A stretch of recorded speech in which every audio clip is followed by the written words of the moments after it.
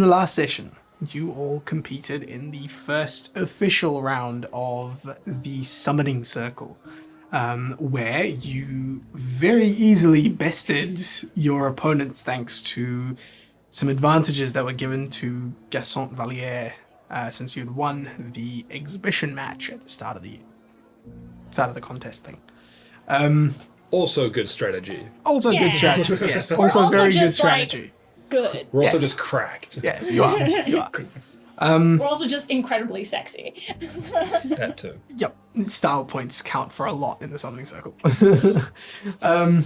And as a result of winning, you were awarded what seems to be a Phoenix egg, which you've been told will Make it great omelet. Yeah, exactly. Great omelet. Like the best omelet you've ever had. Very spicy. Yeah, Spicy. self-cooking, very spicy. Yeah. Yeah. We know the dangers of eggs in this world. Yes. We've seen what they can do. Put Tabasco on it to cool it down. Yeah, there could be a treant in that. Yeah, exactly. There could be a trend in that. Keep the tree intake. The train tag.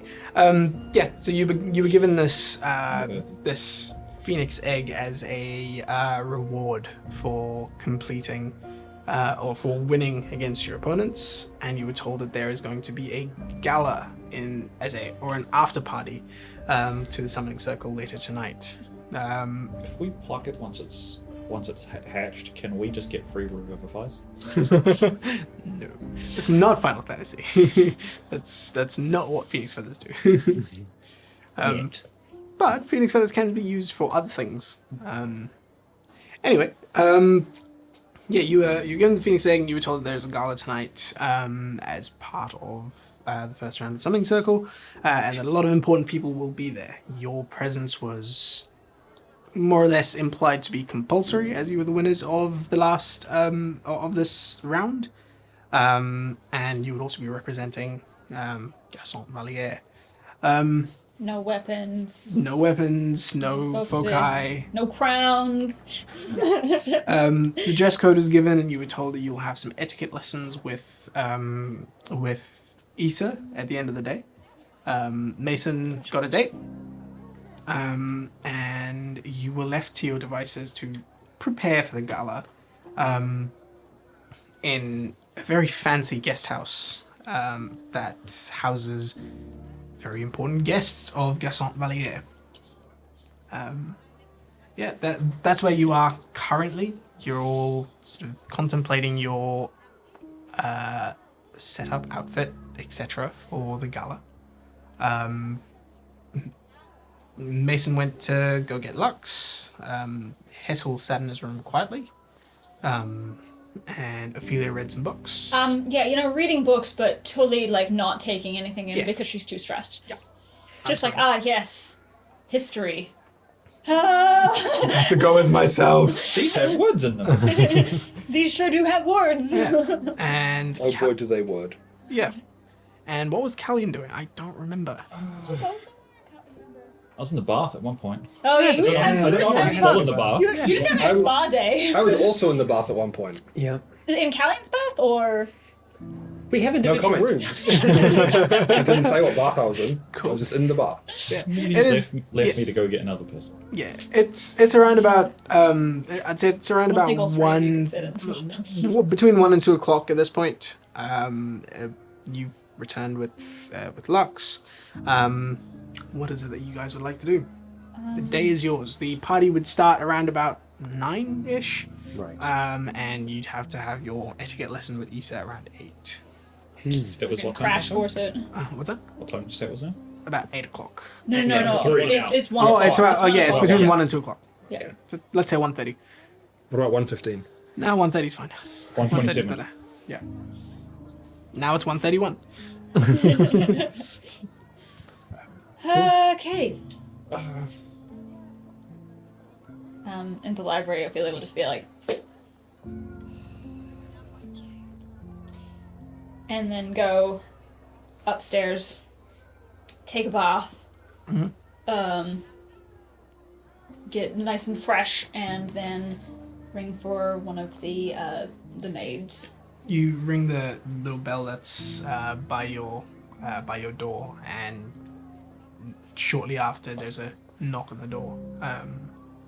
And as you open it, this the same woman that Hessel talked to earlier, this very timid-looking woman with sort of long brown hair, sort of steps forward, and she's again not looking you in the eye, sort of head slightly bowed, and she basically Wait. straight back and waits, and she basically says to you, "Yeah, how can I help?" Right. There's a few dresses in my work. I would like a tailor, somebody to do hair and makeup, Of course. and they just have a bunch of jewelry just lying around. They do.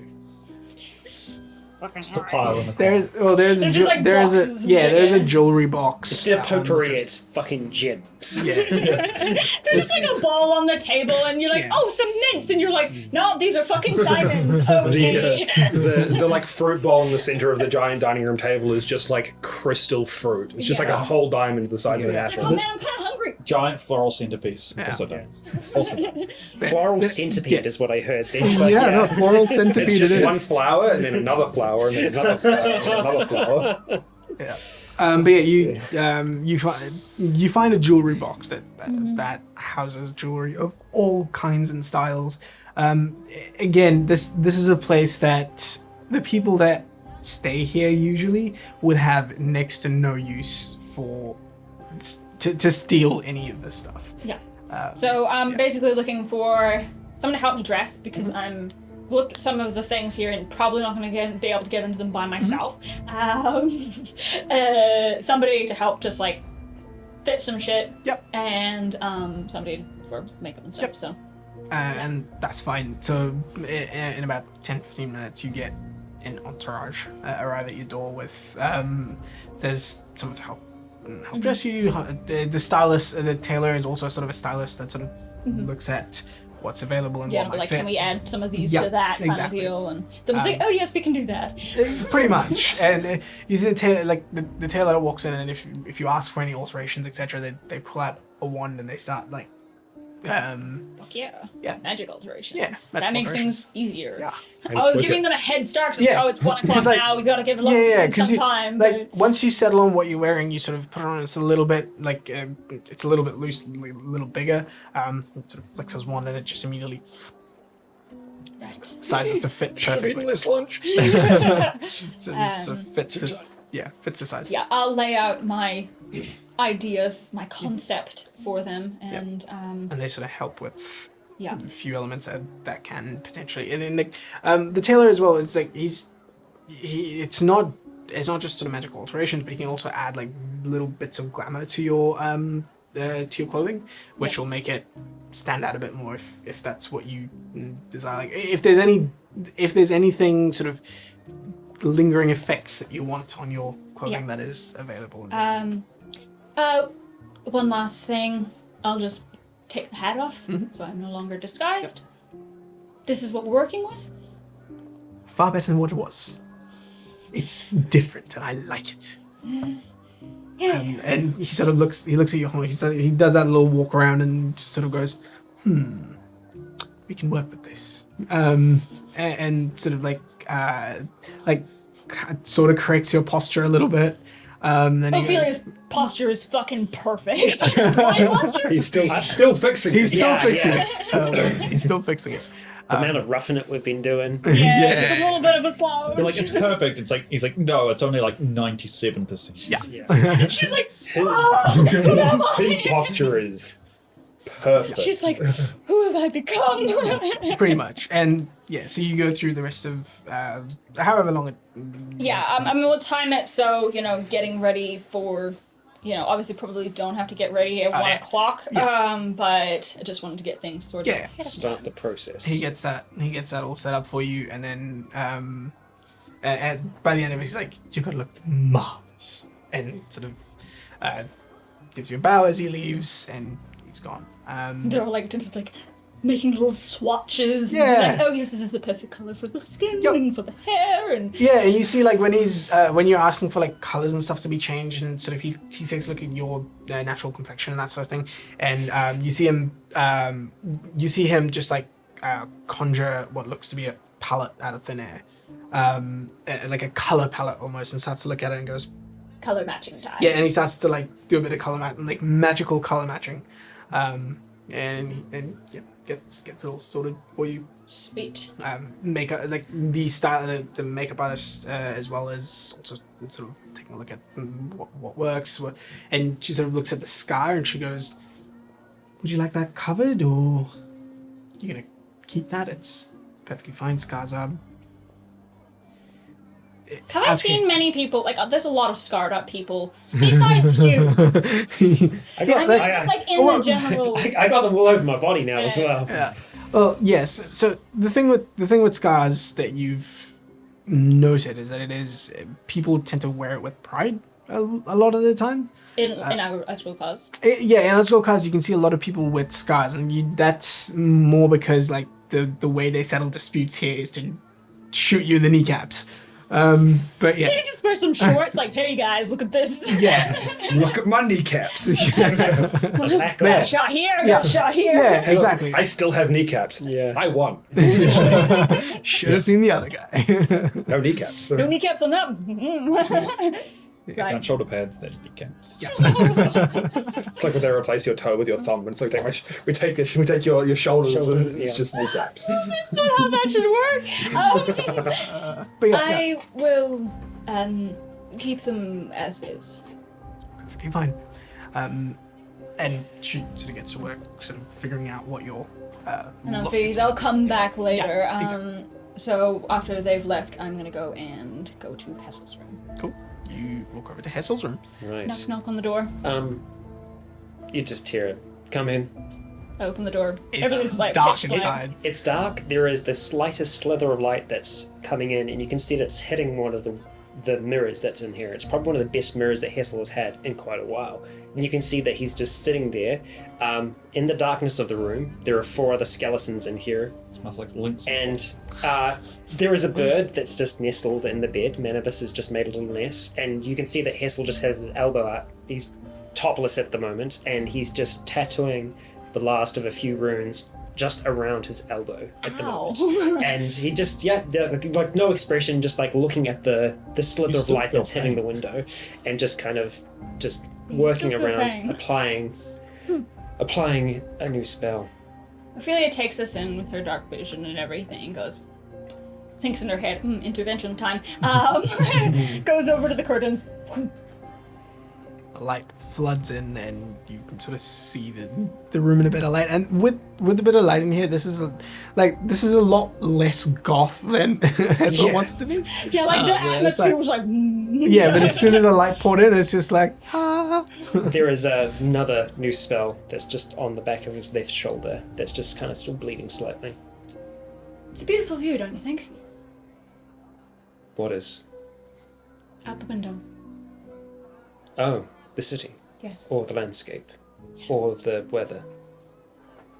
All of the above? Right. It is different than the Barrow. Different than many places we've been to so far. Yes, we should. The air is more pleasant, I find. There's not the lingering smell of Garbage. garbage and Death. human excrement and death, yes. So I do prefer it here. Especially this Doesn't smell high. like downtown Sydney. This high up as well. It's more distant from the city. The noise is not so severe. The explosions are more distant. It's easier to concentrate here.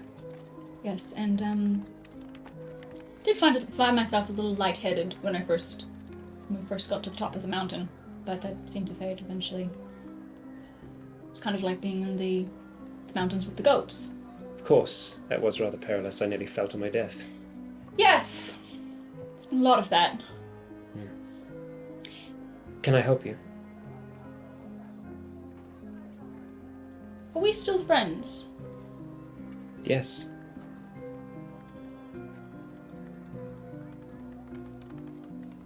Have you decided what you're going to wear? Ophila's gonna go over to the closet, open it up, and start pulling things out. Yeah. I haven't, but I trust your judgment. Right. I I'll think put out a few things, just lay them out on the on the couch. the cape I have is adequate, but I will need more than just that. Yes. Probably. Yeah. You remember? I think that Make quite a statement. just Yeah, the cape. just the cape. It's a cultural thing. Exactly. This is how we Tritons do it. Yeah. Down in the deep. Clothes get in the way of the water. Exactly. Yeah. Mm-hmm. Yeah. I think that we had a Make yourself more conversation. aerodynamic. I think we had a conversation at one point about the way people see you with when you dress differently or when you present yourself differently. Yes. It's why I chose to purchase those new clothes in the borough, in an attempt to change that perception. I've never been in high society, but I do somewhat know what those people are like, and well, at least back where I'm from. I don't know if it's different here. Maybe they are a little bit more relaxed, but usually nobles and whatnot. I kind of want to find whatever weakness you might have, and they'll prod at it. I'm slender, I'm small, I'm different. I No, can breathe water. Many people can't. That might be seen as a threat. I don't have the physicality that others do. I think it's more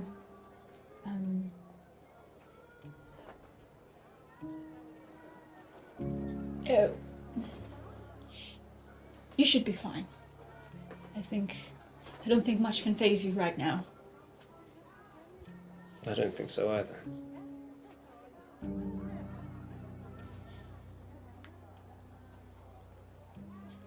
Do you want to be like you were before? It was certainly easier. Now, I'm comfortable being still. I'm comfortable sitting here alone. I'm comfortable just breathing. Before, I needed a reason for things. I needed a motivation Isn't that do. isn't that better though? It is, in a sense. I feel a strange...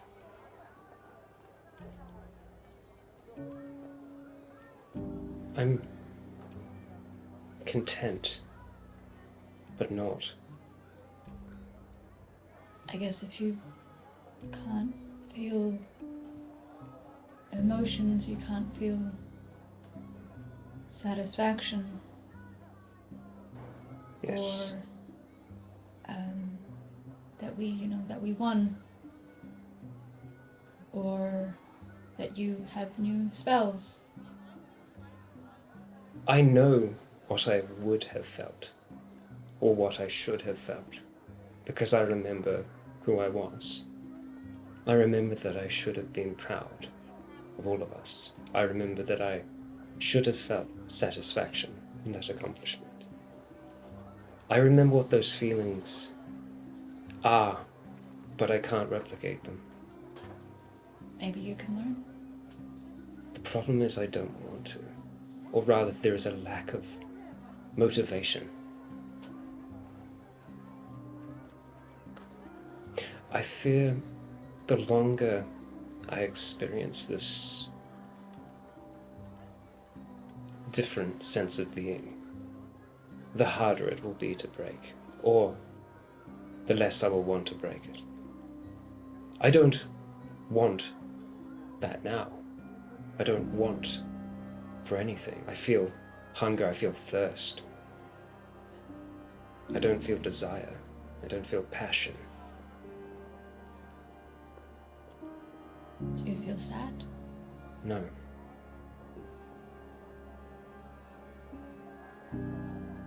For a moment I was glad right afterwards. Rigel was blinded by his emotion, by his need for revenge. I was a stranger to him, even if I was his brother.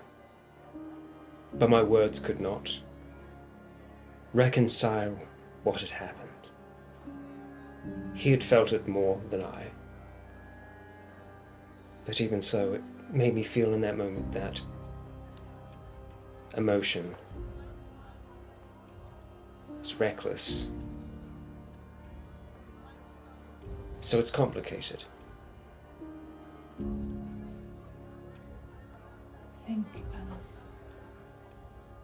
I think who I was before wouldn't want this.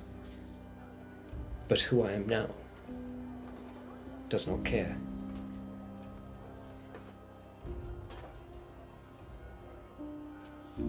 There is power that has come from this as well. I don't know if it's directly tied to me lacking a soul. But then there is another part of me that wonders why so many beings desire them. Souls? Yes, there are tales, both fictitious and potentially true, of devils that bargain for the souls of a being. Do they use them themselves to experience what mortals feel? Or do they use it for something else entirely different? Maybe they bargain with souls because the satisfaction of taking that away from someone is what drives them. Not so much that they want to use them, maybe they just keep them in, like, a jar somewhere. Shoebox in the back of the cupboard. Yes! I just felt Kelly talking in the back of my head, but yes. the Shoebox. just, they just shove them in a box somewhere. But knowing that the creature that they have taken... But if they were aware of that, they would realize the creature that they took it from, if that creature still remains, does not mind, does not threat, does not fear. But it hurts the people around them. Perhaps and that's that's it. maybe more of a revenge and a way to hurt somebody than... I did not expect that I would still be here afterwards. What do you mean? Well, I assumed that a soul was tied intrinsically to the being that it belonged to, that it was required for life or even unlife. Well, I know that there are things that exist without them, right? Undead things. Well, there certainly are, and to a degree I embody that. I don't know exactly what I am. I am Hessel Toombs. There is a continuity, an unbreaking string of consciousness. I did not disappear. I remember who I was before, I remember now. But I don't know if I'm split into two beings. There is a part of me out there that is experiencing torment and anguish. Or is used for some other nefarious purpose? I don't know. I want to understand. As if anything is taken from you, I think knowing what was lost is important. Then...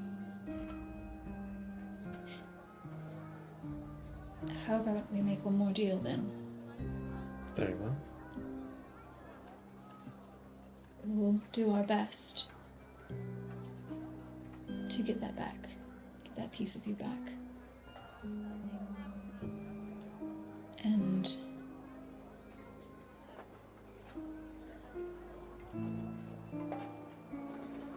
because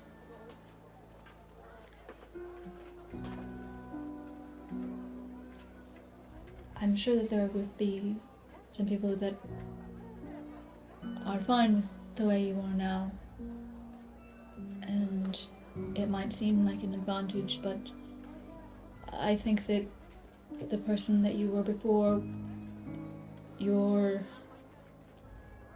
emotion, your... what's the word? Empathy was an important part of who you were. And I will do whatever it is in my power to bring that back for you. I'm willing to agree to this bargain. Purely because for whatever reason, I am intrigued by it. Whatever entity I bargained with was able to wield power far above my own. If I could challenge that power, if I could conquer, conquish and vanquish in one word, conquish, if I could conquish it, then that would be quite the accomplishment. Whether or not I receive back what I lost, challenging something that would call itself a god, well, maybe that would bring you some satisfaction. perhaps. It is at the very least a test to my arcane ability and knowledge. I agree to this. I'll shake his hand. Right. Well, My agreement to this bargain holds upon you providing an adequate and impressive outfit for this evening, if that is possible. I know how far my abilities stretch. That of tailoring fashion and attire are not my strong suits. Look at them. I just kind of motion to the skeletons, which is kind of wearing like patched pieces of everything. You remember the one that was painted blue? Yeah, yes, yes, to make it less frightening. I mean, sometimes you gotta rebrand. Can you also paint a smiley face on it? No, I didn't quite get around to that, but it was the That was in paint. the pipe. it was The like paint it ran was out the halfway. bugbear one. It was the bugbear Yeah. one. Yeah, it was Simia. It's very, very and long. the paint ran out halfway through, so it got thinner as it was getting lower down the body. So it was just yeah. Not a nice gradient. No, A it was gradient. It was like a a streaky gradient. sort of Yeah. sad gradient. Just trying to smear the like half drying paint from the Smear, bit up the smear. top down to the bottom. I appreciate your assistance in this matter. Right. I'll send a tailor through just to help fit things. You might want to Very put well. the skeletons away. Could you for stand me. behind the curtains, please? Thank you. Put them in the closet. Do you want skeletons again behind curtains? Yeah, just to kind of stand by. You just Yeah. see the By the window. You just see the Everyone that looks Uh-huh. in the window sees the skeletons just fucking standing there. Everyone who looks in is just gonna say, because the curtains are Yeah. they're They're open. drawn to the side, so there's like They'll two just- on that side, yeah. two on the other side. And they're just like So standing someone there. on It's the like, outside just gonna see a skeleton ass, like pretty much. Pretty much. Skeleton And these are like ass. these are like the full freaking like floor to ceiling Giant, kind yeah. of windows. Yeah. So when they're standing back there, yeah, if someone were to look up, they will see skeleton ass. Yeah. Well, because three of them are the golems, the bone golems type things. So yeah, they're a little bit more shapely. maybe. shapely. Cancelled. Maybe Are we talking we about just like put them getting the back channel in the noodle bag out? for now, and when we leave this evening, then they can come out and we can close the curtains. Then it is Bag of skeleton the ass. it is bright sunny day out right now, and That is a fair reasoning. Right, in the bag. They climb into Yeah. the bag. Yep. I had this vision in my head of like one steps in and they all climb on top of it like a column and then just go. Well, that's how I pull them out as well. Like it's a like stack of corners. it's like a barrel of monkeys. Yeah. Barrel of monkeys. They're all holding onto each other. Just They've all got their arms looped. like this one's got its one through its rib cage out past the spinal Yep. column. Yeah. Yeah. God. Yeah. I'll just and then afterwards Hessel will go back to working on his elbow. Cool. Ophelia will just Spell lay on the out. weenus. Yep. We'll lay out an outfit and just It really hurts when you tattoo your weenus. It Yep. does. Yeah. This one here I think will suffice. And I'll ring the bell. Yep. And Bell's rung. let the maid know that like a tailor at some point before the evening just to fit things for Hessel. Yep, and that's fine.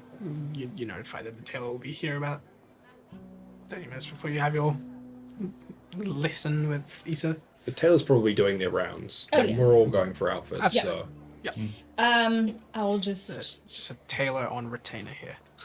yeah. He just lives. He just lives. he's in the He's got his own little like room Yeah. and stuff, and Oh, he's got his own little villa on the compound. Yeah. That's just like I will just nod to Hessel and leave, and then like close the door behind and just go.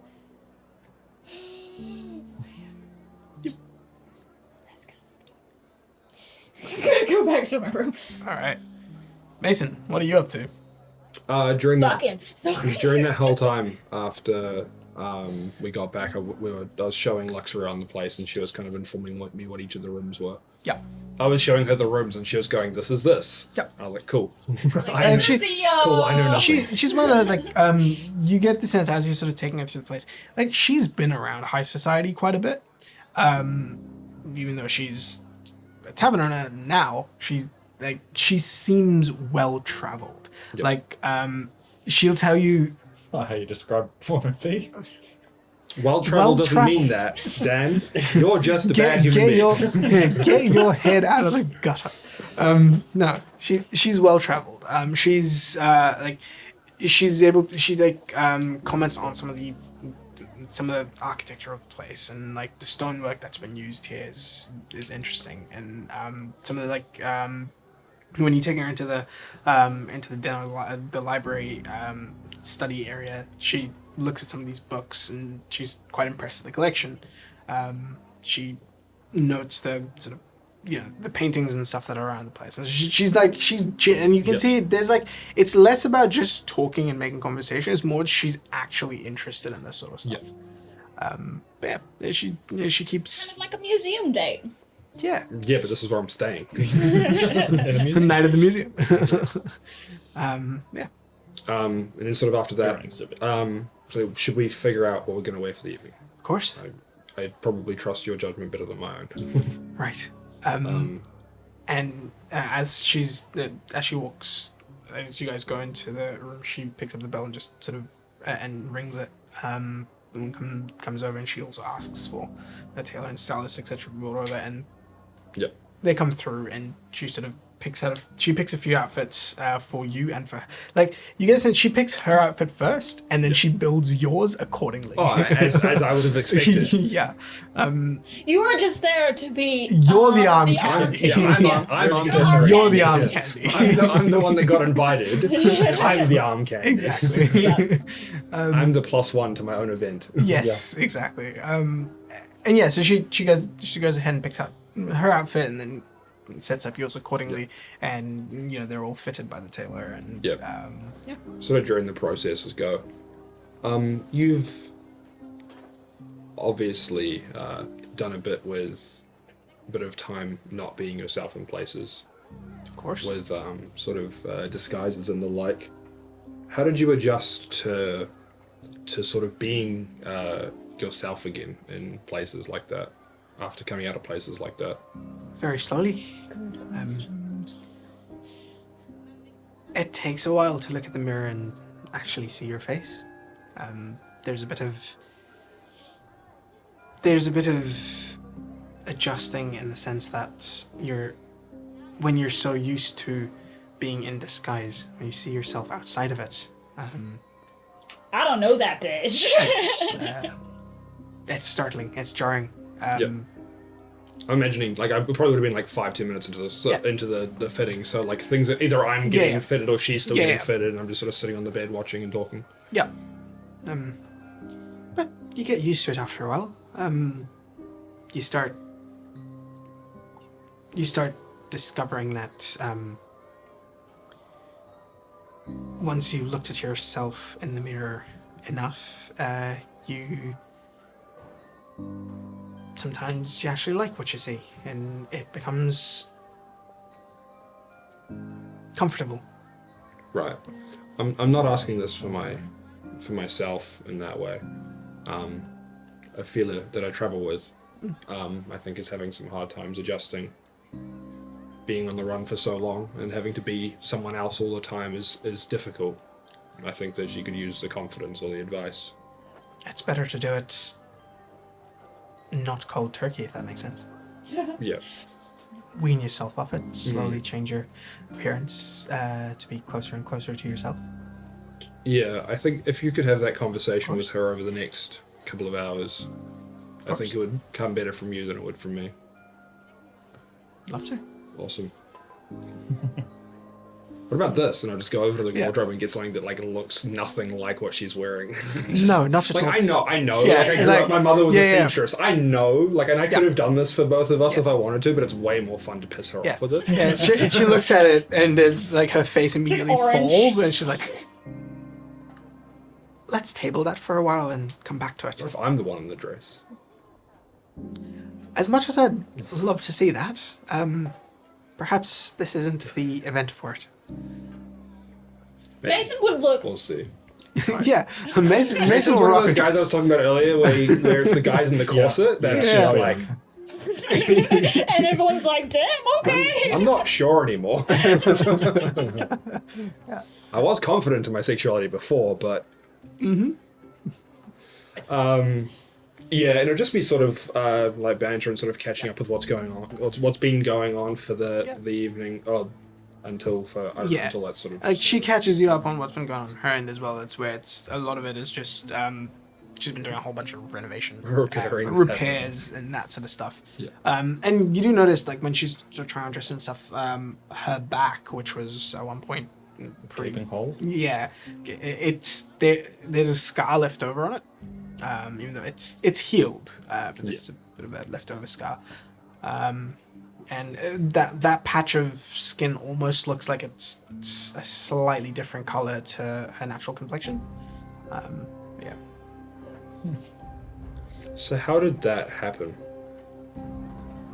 Not the scar. I'm very aware of how that happened. More of how did the connection to the bar happen? I know you said that you won it in a game. Kind of. It was a very high stakes game. An old employer of sorts, over in Mayrin. Man that owned it, owned the bloated orca. Turns out that he was hiding a lot more than he let on. He was a being that liked to make deals of sorts and didn't like being crossed. Bit of a foolish mistake of a young adventurer that thought she was invincible. Tried to steal from him. Got lured into a bit of a game, which, funnily enough, he let me win.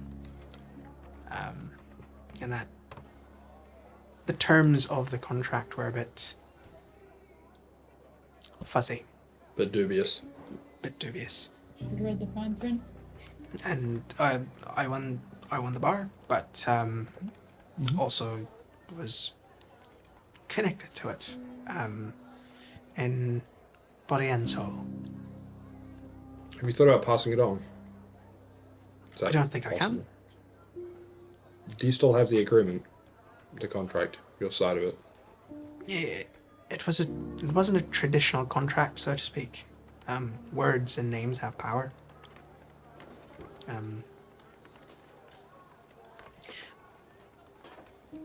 It was the easiest way for me to explain it is he took my name and sort of tied it to the bar. And I've been looking for ways to untangle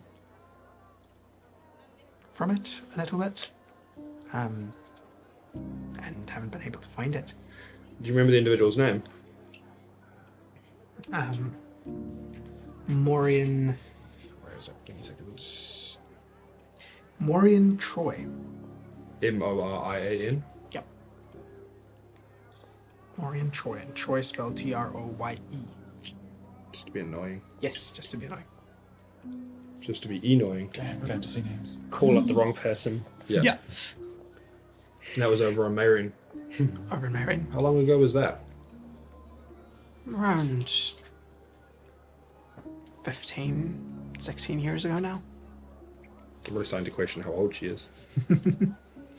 Mummy, sorry.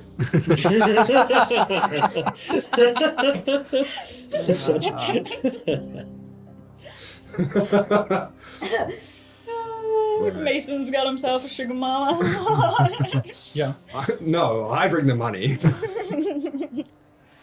No, it's about the dynamic. It's not about the Yeah. money. I was the dom in the previous relationship.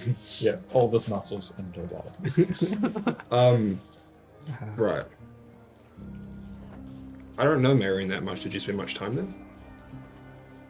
Spent about almost 5 years in Marion. Mason's just doing mental math, like trying to figure out. Well, she's already most of my age with the 15 years owning the bar and the 5 years in Marion. How old's Mason again? 30? Yeah, like early 30s, like 31, 32.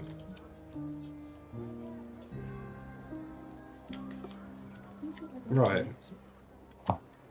Whereabouts was that you found that you ran into this? I mean, I feel like it's a very specific person to run into.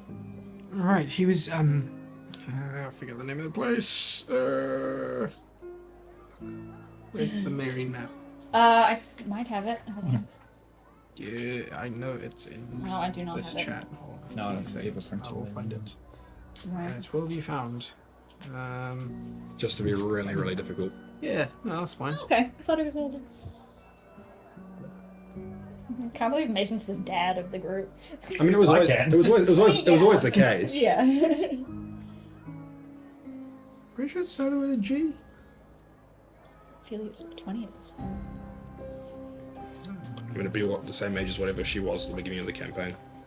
Yeah, she was like 19, 20, so. And she's probably turned 21 The already. first photo I sent into this chat.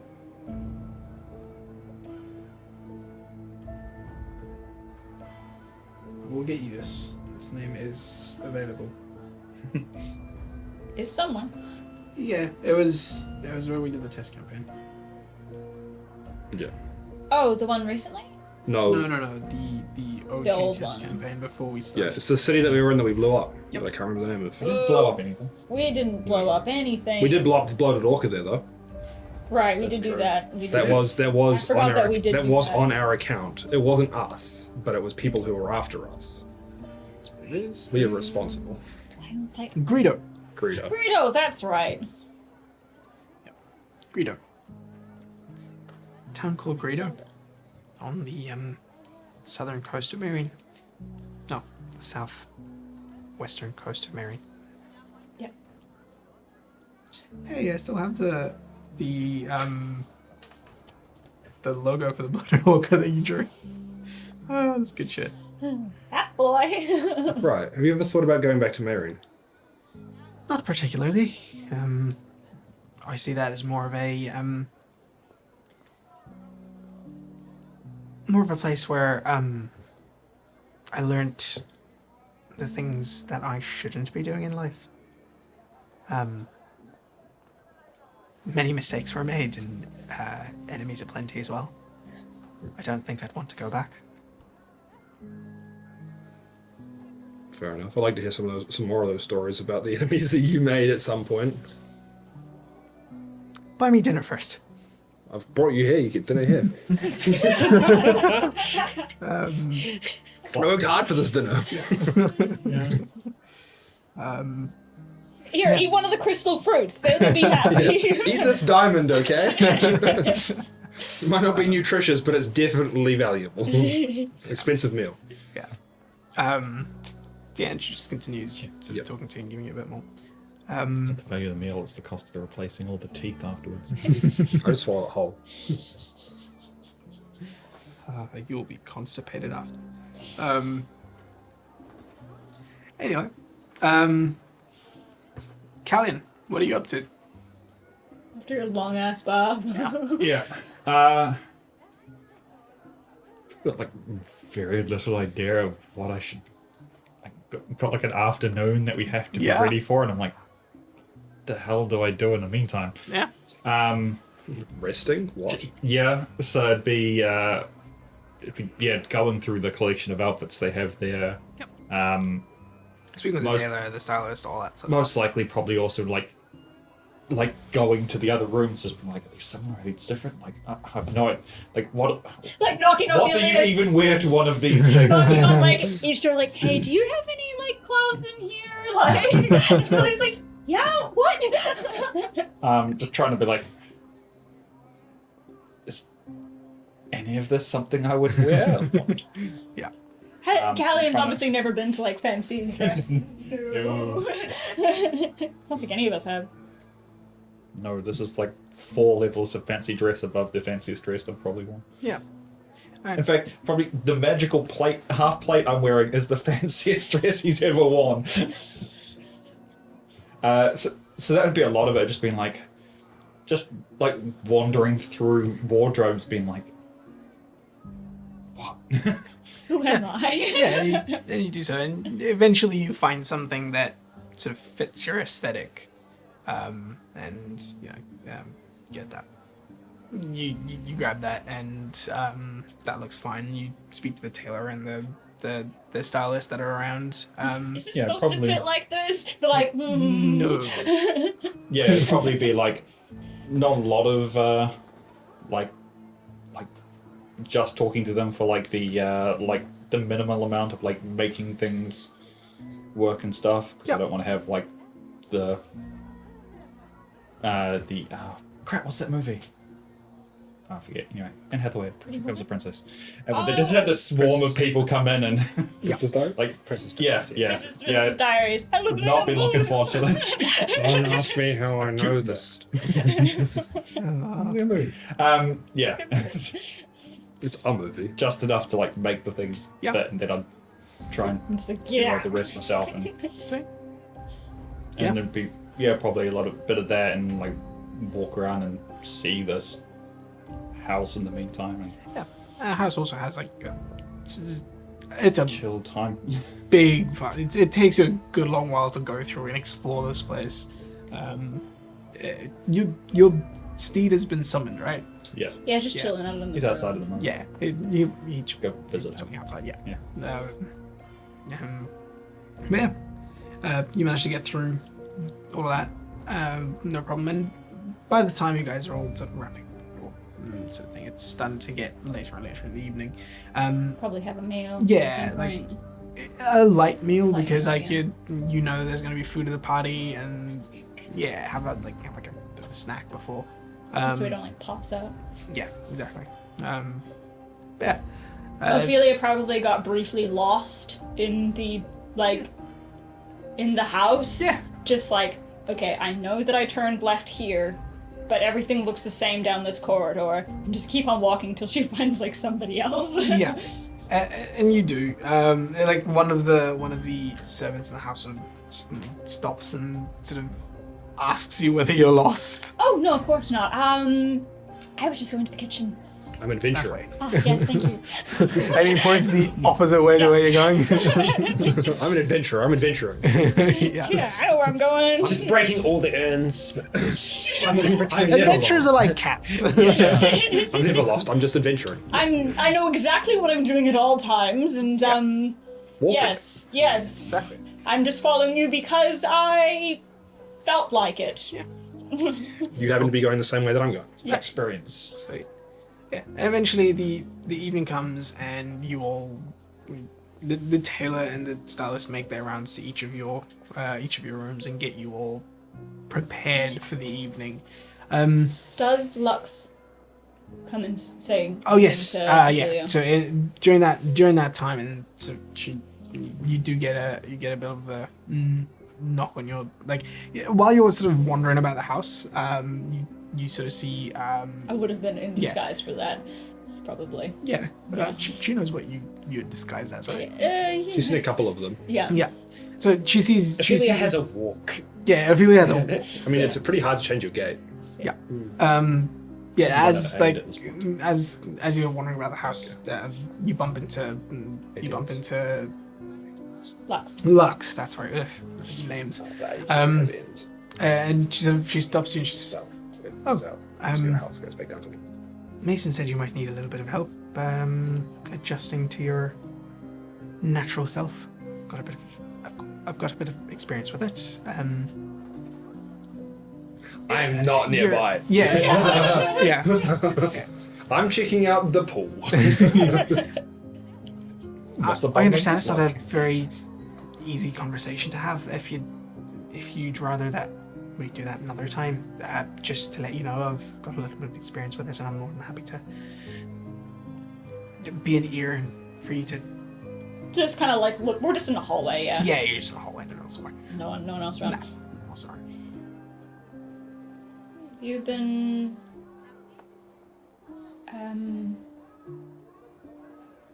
ever had to hide yourself because you were in danger?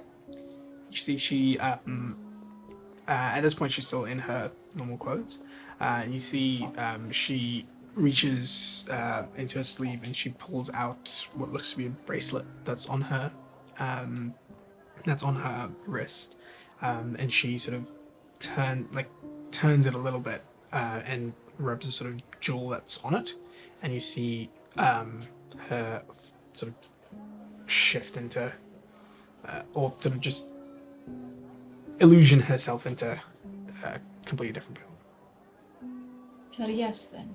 I've had that for as long as I can remember. I spent a lot of Always. right. Always? Always. This was a gift from my father, who was who ran with the wrong crowds, let's say. My childhood was spent on the run, and when I got into Euroline of work, old habits died hard. Yes. I guess at least there isn't much of... Does she know about the reserve stuff? I can't remember. I don't think so. I don't think you told her. No. I don't think there is much of a presence of the people here that I am avoiding. Right. But our employer has never seen me as I am. And I worry about that. Right. Well, whatever it is that you're hiding, it's one of those things that if people don't know what to look for, they tend to miss things that seem quite obvious to you. She's never seen Ophelia as herself. I'm just gonna Yep. usher in She her room, follows. and I'll take off the hat. I'm a bit different than the usual. Well, there are quite a few tieflings around. Have we Tieflings seen any tieflings around? A few. here and there, but Yeah. your standard sort of red tieflings. But yeah, You're slightly different tiefling. It just doesn't. I don't think it'll. Well, you would stand out, but I don't think it's cause for concern. It's more that I've done these summoning circles, these competitions, one that we won. I've done them as in disguise, and I know what nobles are like. They don't like to be. Love, how many nobles do you think wear their real face outside in the public eye? The first summoning circle, you just had your veil on as well. Yeah. So When I was walking around the party and everything, I was as the half elf or whatever. Yeah.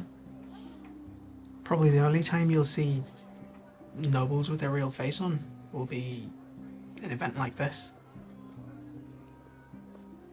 I guess that's good to know. And if you're a bit uncomfortable looking at yourself in the mirror, we can always Change the mirror. do something a little different. It doesn't have to be drastic. Maybe slightly lighter complexion. I'll whitewash myself. How do you feel about the horns? Do you didn't wash yourself for? I think Just file them down.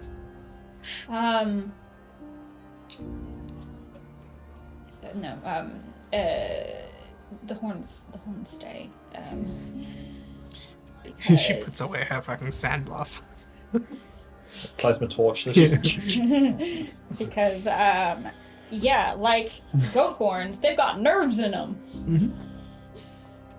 At this point, now the people I grew up with thought that it would be more eye-catching to let them grow into more exotic. I can guarantee there'll be nobody like you at the party. That's not always a bad thing. maybe How might there be someone like her just to prove that's wrong? I know what Callion's doing for his look now. yeah, just triangle. Yeah. Little triangle. The cone of cold. I think I've been running for a while, and maybe this is as good a place as any to, I don't know, put my foot down. I believe the term you're looking for is lay your hair down. That. Yes. Let your spell down. Let yourself do. Every day. Every day. Anyway, yes, because eventually, if he hasn't already figured it out, Valia will. You worried that he'll figure out that you're a slightly exotic tiefling? Yes? Yes, but more the connotations that come with the people who are after me and what they want from me. And Right. whether he could take advantage of that for his own gains. But, again, we are not bound to him anymore. I just know that if he does know about the people looking for me, he will probably know why. Right. But maybe I should just face it head on. I mean, if you're winning these competitions for him, it makes very little sense for him to give you up to these people. It's true. If anything, I don't think he would give me up. I think that he would maybe try and bargain with them or something. I don't know. I don't know what his goals are, but I know that he likes to surround himself with objects of power. bit narcissistic considering yourself an object of power, isn't it? No offense. Maybe just not of power, object of worth. I don't know. I think you'll be fine. And end of the day, if he pulls something, I know Mason's got a steak knife for him. Yes, that is true. you just keep that in your suit. I've brought my own steak knife to the gala. But Oh no, I don't use others' cutlery. no, just one that I stole from Gaston himself. Yeah. It's a ruby You're still in hilted- competition with Ro, so. Yes, that 10 gold. Yeah, I forgot it was only 10 gold. It didn't. That's the best part, though. It's just it hasn't inflated at all. It's just like at the end of like this whole thing of who's gonna get most kills in the thing. It's still a fucking 10 silver. It's still nothing. It's still a nothing It was something for wager. us. It Then. was something for us. Yeah. Then. It was more than I had then. Thank you for. Of course. I'm happy to lend a ear whenever you need it. Appreciate it. It's getting late. I should Yes. find Mason, and we should probably get changed. Yes. I will She sort of walks out with you. go back to. I will just kind of curtsy at her and go back to my Cool. room holding my hat. Cool. All right. And then eventually, as you all get dressed and put your ensemble together, you're all told that Issa is here and he's waiting for you in the study whenever you're ready.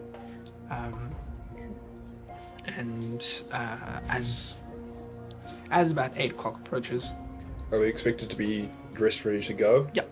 Okay. I will- Probably should have done the etiquette before the getting dressed, but you know. it's It shouldn't be bloody. yeah. No stabbing! You don't know how much I'm going to stab myself with the steak? Just every time you move, ow, ow, ow. Aid will fade by the time etiquette lessons start as well. Sorry? Aid will fade by the time etiquette Okay, lessons thank you start. for telling me. Sweet. So eventually, you all come down the stairs and make your way into Major the study. roll too, So as you all step through the study one by one, start with Hessel. What's your ensemble for the night? Here, I'll bring up the. Yeah, You do. Honestly, How did you think that I wasn't going to ask you? I know. Honestly, it might be best described by you. Bro, don't fucking put it on me. Throw me under the bus. Hey, okay. I mean, I guess I Because what will happen is I will describe things and then you'll correct me what the actual term for that thing Okay, is. So it alright. might be easy. that is true. Yeah. Okay. So, there we go. The outfit that Ophelia picked out for Hessel is a kind of high collared black vest with gold embroidery down the front, and a jacket that goes over top, which has little gold accents. But the entire outfit is pretty goth and black, and he's got his hair kind of back in like a ponytail, and some shiny black boots. Nice. Good clink on those. Why are they clinking? Why are they On the marble floor. Yeah, no, that's fair. Why not? Why not? That's- Yeah, they've got like little tiny metal plates. They're Yeah. kind of a little bit like tap shoes. No. Yeah. Cool. All right. Next up, Ophelia, you walk in. What is your get up for the night look like? Ophelia is wearing this long dress of dark blue velvet. It's got kind of like poofy sleeves, and then there's can't remember the name for it. Kind of long bits at the front that have little bits of moon embroidery, and the skirt of the quite full skirt of the dress has little pearls scattered about, kind of to look like stars, as well as tiny pieces of quartz just kind of scattered in there just to get a little bit of twinkle. And it is high-necked, with a bit of a Poofy collar. a poofy collar, yeah. So it's got accents of kind of like a silvery white lace, and she's got her scar out. You can see there's like not a boob window, but there's just like a little bit of flesh there, and you can see a little bit of the scar that comes down from her shoulder through that, and she has kind of strands and bits of pearls through her hair and kind of slightly wrapping around her horns, and it's got a bit of a train to it, and Very starry night attire. yes, yeah. And when the light hits it, it kind of bounces off of the Quartz little and the bits of pearls. the quartz and the pearls. Nice. Did you give it any sort of a... A little bit of a effect? prestidigitation just to kind of that if the light shifts it kind of just like across it, and it looks like constellations when the light hits it. Yeah. Fantastic. So yeah, kind of Moonweaver-esque. Moonweaver on steroids. Fantastic. Next up, Mason and Lux make their way down. Mason, how are you dressed for the evening? So Mason's dressed in effectively a dark grey three-piece suit with a jacket, waistcoat, and pants. The suit has more of like a tunic high neck collar on it, with the white shirt underneath, open at the front, with a not bright red, but a sort of ruby red sort of cravat with like some oranges and yellows that will sort of shine as you sort of look at it from different angles and just sort of seem to flow through it. Nice. He's got the pin. Cool. Yeah, he's got Rings as well. We're all wearing the rings. Yeah, I'm wearing my Valier ring, and I've got the pin that he gave me on my lapel. Yep. With a chain that goes into my inside pocket. Perfect. And next to you, Lux is wearing... Lux walking next to you is wearing this beautiful sort of red, similar red to the cravat that you've got, ball gown that flows all the way down and has a bit of a trail. She's wearing one of those, like, what are they called? The shawls? They're shawls? It's got a kind of like like a shawl, Why looks does kind that of like a Callan cape describe thing. it? Because you're fantastic at it. Yeah, Yeah. do that. It's Describe a Lux's bit outfit. off the shoulder. There's a bit of boob going on. It's very kind of mermaid dress, and it's got a bit of a train. Has a bit of a slit up the side of it, so when she walks, there's a flash of leg, and it goes back into kind of a sheer, same red as the gown, but like more sheer, kind of capish train thing. Perfect.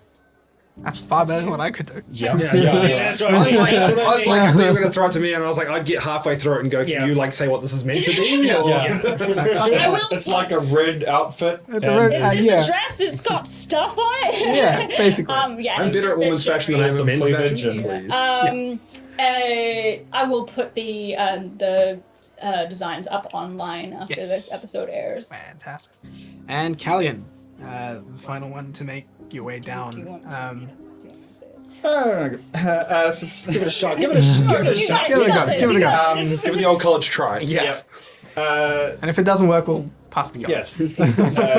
A lot of Bring in the ringer. A lot of long and flying, like it's like forest green, like filigree. I don't know if it has a neck. Like it's kind of like a shirt into like a tabard kind of thing. Like a tunic. Yeah, tunic. There you go. That's the word.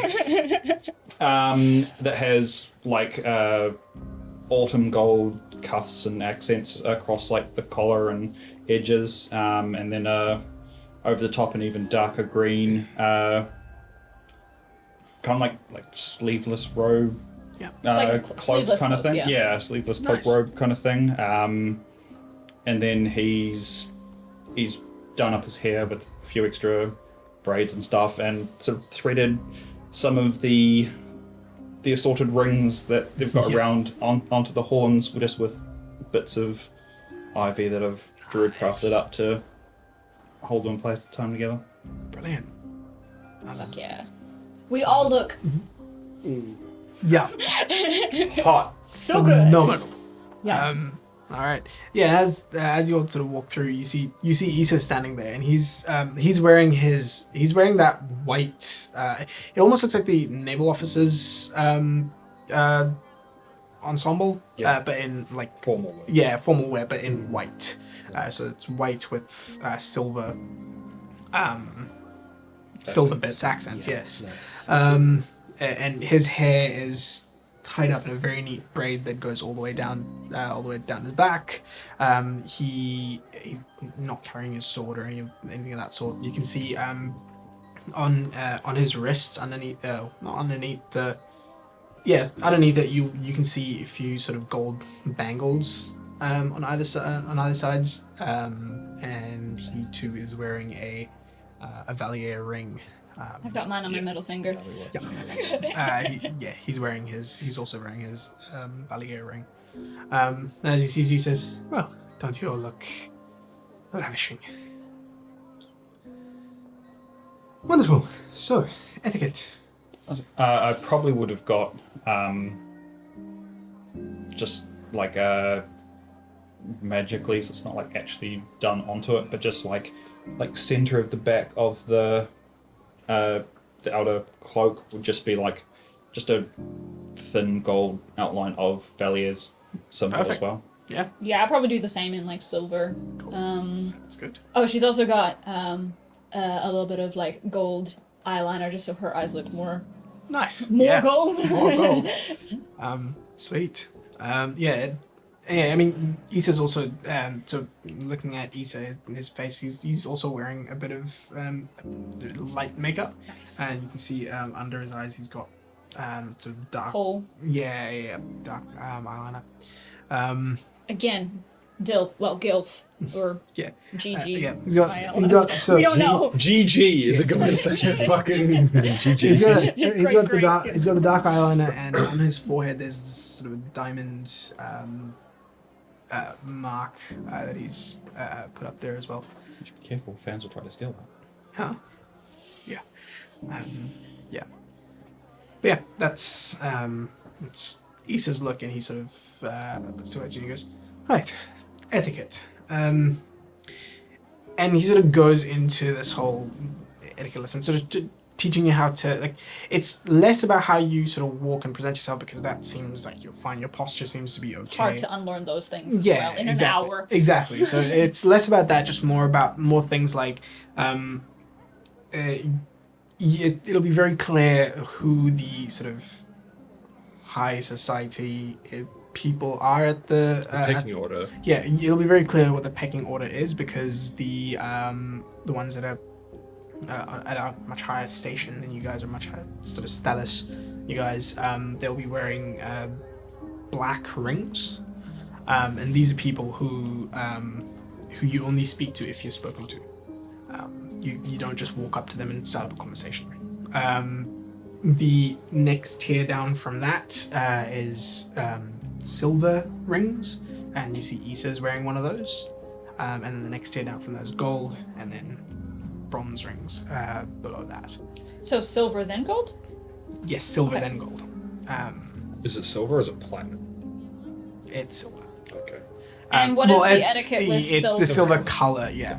What is the etiquette with silver? Again, it's if you see a ring that is a higher station than yours is, and you guys are wearing golds, Okay. if it's at a higher station than you are, you don't talk to them unless So you we are don't spoken talk to black or silvers. Correct. Yep.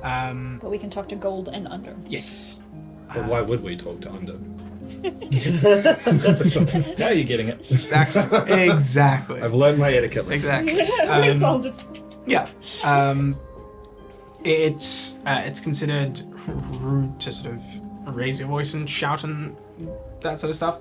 You're supposed to be very how do I put it? composed. Composed. Yes, that's the word. Composed. You're meant to be very composed. There's no weapons or sort of stuff. He is aware that there are certain spells and enchantments that you can cast without those, and you will very swiftly be dealt with if any of those spells are cast in this area. I'm a master of casting spells with no one noticing. Yeah. Yeah. The pig pen was a prime example of that. Yes, exactly. This is very much a social event, and all all of We're that only going to be stuff casting spells if everything goes to shit. Then we probably should be casting spells at that point. We'll Yeah. probably be okay. will still be wearing like my magic rings and Yeah. pendants. And that's I'll wear fine. my my Moonweaver. Yeah. So magical rings and that sort of protection. Don't have any anymore. They're considered protection effectively, and that's fine. That's allowed. But Which I don't know if it'll because I'm still wearing the one with the symbol of Children of Souls. I don't know because I think that's also a focus, paladin focus, but I don't know if that's going to be important or not. yeah, it'll be fine. Just in case. Yeah. It's like a religious symbol, so Yeah, I think it's one of exactly. those things where You can't stop being You a can't- paladin exactly, for a night, yeah. you know? Exactly. So like clerics and paladins and that stuff, they're allowed to carry symbols, but not their shields. Yeah. Is what it is. There will be performances throughout the night of different types, and it's one of those where at the end of those performances you clap, but it's a golf clap. Very much a yeah. No Rogar yet. No, Rogar. No, yeah. He is not Rogar invited. is not invited. Very clearly not invited. They said when they were like going out of like the seating or whatever, like, oh, we need to take your tokens back from you. Yeah. And I was like, I don't see anybody else getting them taken. That's the point, my good friend. Yeah. I'd ask Issa if I would assume that I'm not able to bring his mini-handed pouch as well, right? Anything that could potentially contain something else. Yeah, Right. You All wouldn't good. be allowed to bring Yeah. bags of holding or whatever it is. Yep. We're probably gonna put most of our stuff all in one room, just so it's all safe the and guardians. and have the guardians around it. I will take the egg out if your mount is around. Can be. Yep. I mean, we're taking him to the event? No. Okay. No. We'll get the mount to like not sit on the egg, but I think it's an after lesson thing anyway. Yeah. Yeah. You're also so when it comes to food, They're it's going to tell me I can't bring my horse through the middle of the foyer. when it comes to food, it'll be served in courses, and you'll have when there will be a point in time when it is time for dinner, and you will be taken to a separate dining area where there will be Everything is served in micro size and one at a time. Just There's You have three strands of spaghetti. and it's one of those where you have designated seats for yourself. You can't just go sit anywhere. And then once you do get there, your food will be bought one by one, and your cutlery is you go out to inn, and That's standard. yeah, it's fairly standard stuff. But he sort of reiterates it just in case, because he's while he is aware of what your backgrounds are for the most part, he doesn't want to assume. So you use the big one for the salad. I grew up in the borough. It's a good assumption. spoon for everything. Yeah. Okay. His wine, he's just like. Cultural differences, you know. Yeah. You need everything with a knife. While you're in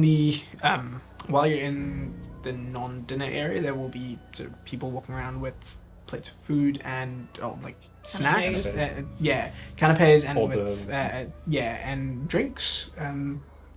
You're more than welcome to indulge, as long as you don't get overly rowdy. When I do that. I can't get rowdy. Yeah, no, that's Or right. overindulge. Yes. Rowdy Yeah. pipeline. But yeah, Ooh, I wonder what Solus is. Well, like yes, when he gets I'm drunk. intrigued. Well, you can't. But you can't It's come still together. from the It's 14 within days, right? 14 days. Yeah. afterwards it'll be interesting to find out. Yeah. Yes.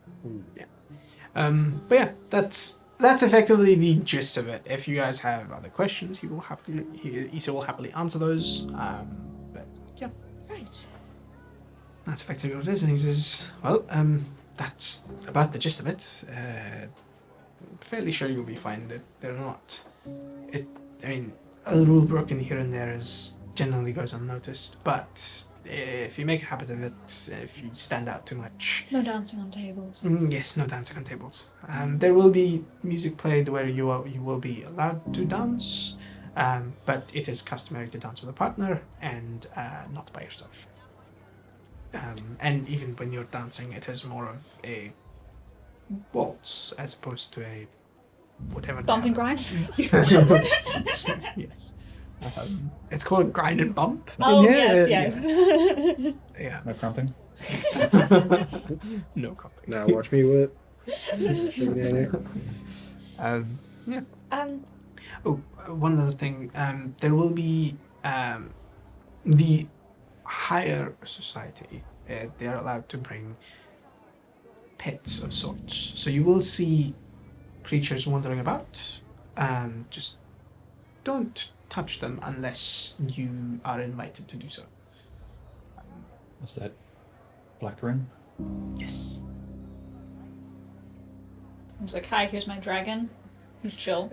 There will also be creatures on show on display at this event. Okay. And again, you are, and they will be behind. They will be in enclosures. Don't get too close to the enclosures. And again, do not feed them unless you are told that you can. I trust that they won't be displaying any tritons. I don't know.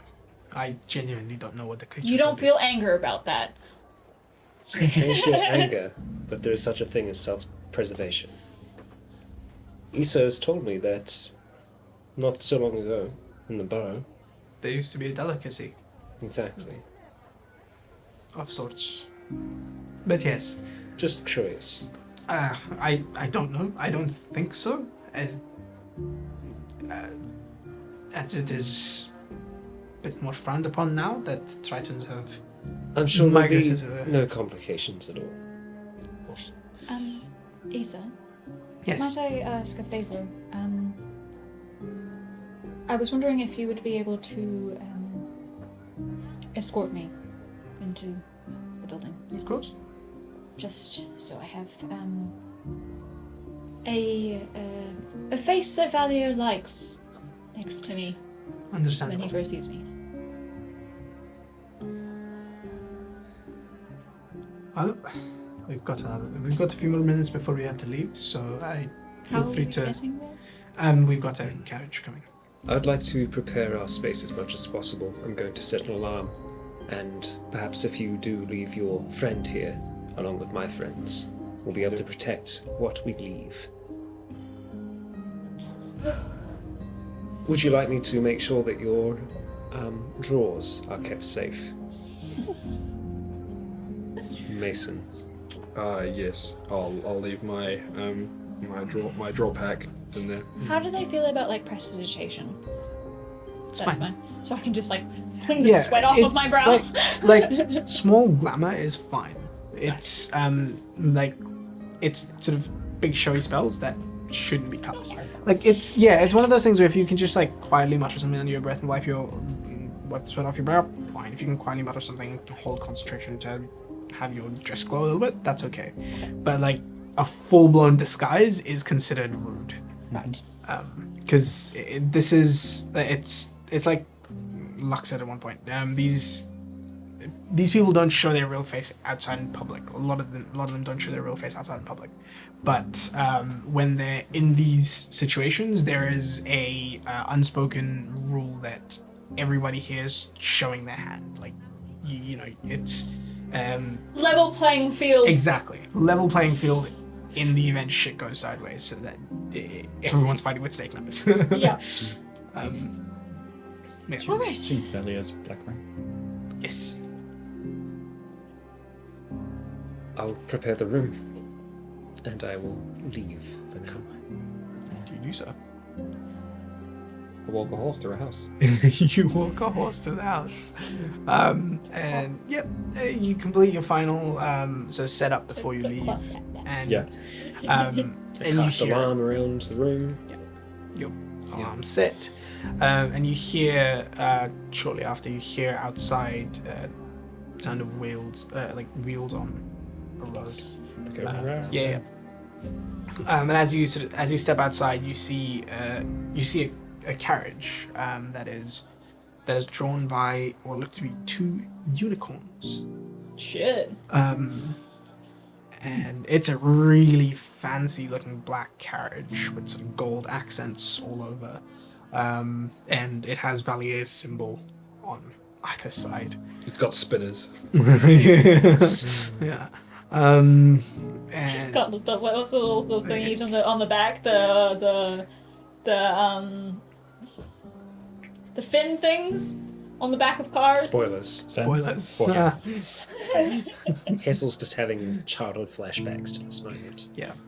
So it's drawn by these two unicorns, really well kept, sort of silver, sort of a silver mane and the well polished horn. There is no driver, seemingly, and the door opens to let you in. Inside, it's comfortable, like plush, sort of red interiors, and almost like sitting in a very comfortable armchair.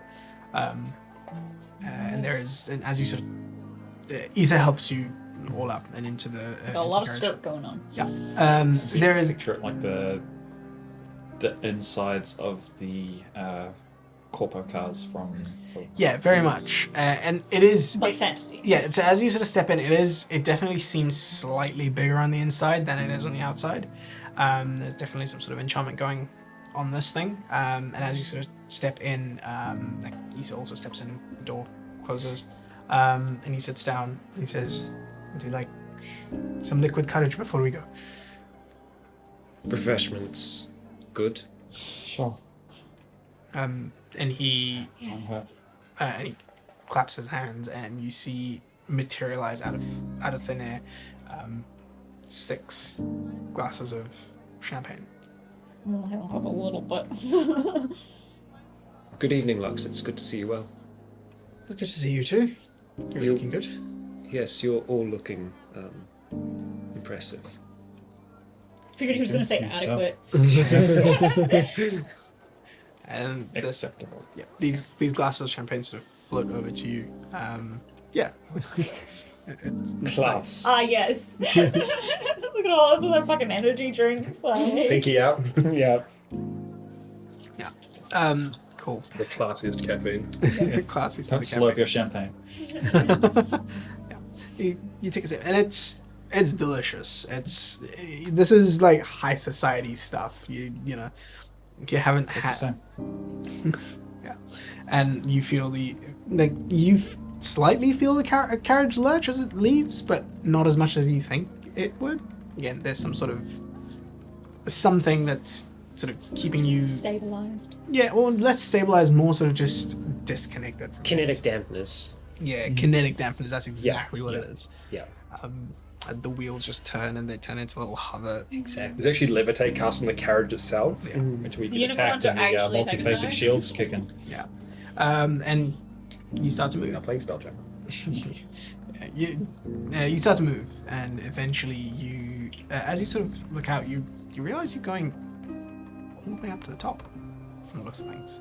Like apex? To the or- apex. okay. Yeah. Not to the peak. To the Sorry. apex. Need to poke with my wand. Scratching my leg there. Yeah. Sorry, don't mind me. I'm just scratching myself with my wand. There we go. It's good. We're meant to leave that at home, Hissel. I did. I've left everything Cool. at home. Eventually you arrive at this. Originally from all the way down there, when you looked up at it, it looked like this massive tent. But as you get close, you realize this is just architecturally designed to look like a tent. So it is actually stone. It's actually stone. It's like beautiful white sort of stone. Pavilion. Damn. Yeah, and it looks like to keep clean in the desert. That's why you're rich. Yeah. You have people to do that for you. Exactly. You get there, and it's like through, like along the entire front. There's like massive fucking windows, all the way through, and you can see as you sort of pull up, there's this gate that opens, and you're led onto this driveway up to this place. There's this huge fuck off fountain in the middle. There's other carriages as well. There are other carriages as well. Yeah, there's a huge fuck off fountain in the middle. And like you can see like hedge mazes. What are the animals? Like, are there animals in the fountain? Yeah, Like... they're all dragons. So they're all sort of dragons. It's a very dragon motif for the fountain. On either side, you can see there's sort of what look to be hedge mazes on either side, and it's this towering fucking building in front of you. The carriage goes around the fountain and sort of pulls up in front of the door. And the door opens. You step out and you can see this massive set of stairs going up towards the main front door. Huge. Not very accessible, is it? Yeah. It's not meant to be. No. You all step out and you can see other people, other carriages that are stopped that are also there are people stepping out of it. And Issa leads you all up the staircase. You get to the front door. The front doors are open. They're two massive, like large wooden front doors with what look to be sort of dragon knockers on the front. Dragon knockers. Okay. Dragon knockers. Interesting design choice. Yeah. See this? Have you all seen Young Frankenstein? No. Oh man, look at the size of those knockers. Oh, I thank you. Yeah. Dragon door knockers. And not dragon bet they tits. could. They're not dragon tits. You know what? I would be like, hey man, You grab the tit you're and it rich, goes. you can do. So you You're rich, imagine you doing can do. Consistency just right. Yeah, what you do is you just twist the nipples. It's fine. That's how you get in. But Brief gallop you know, for a door. if Yeah, the that's door's how the they same want to go, like, you know, they're rich. They can do So I whatever wanna they want. Oh, God. They're not called furries, they're just called scalies. Yeah. That's a thing. That's Is it a thing? That's Okay. real. Alright, cool. That's real. I'm ignorant. Yeah. I'm sorry. Get with the times, Vidal. Jeez, yeah. Tell V doesn't you? Yeah. Jesus. Anyway, the doors are open, and as you sort of step in, you step the lipstick out. into what seems to be a bit of a foyer, and you're led off to one of the sides, to the right wing of the house, and inside it is a full sort of mansion. You step through and walk down a hallway on the right hand side, and you can see portraits of different orcs on the walls. And so as you're walking through, Issa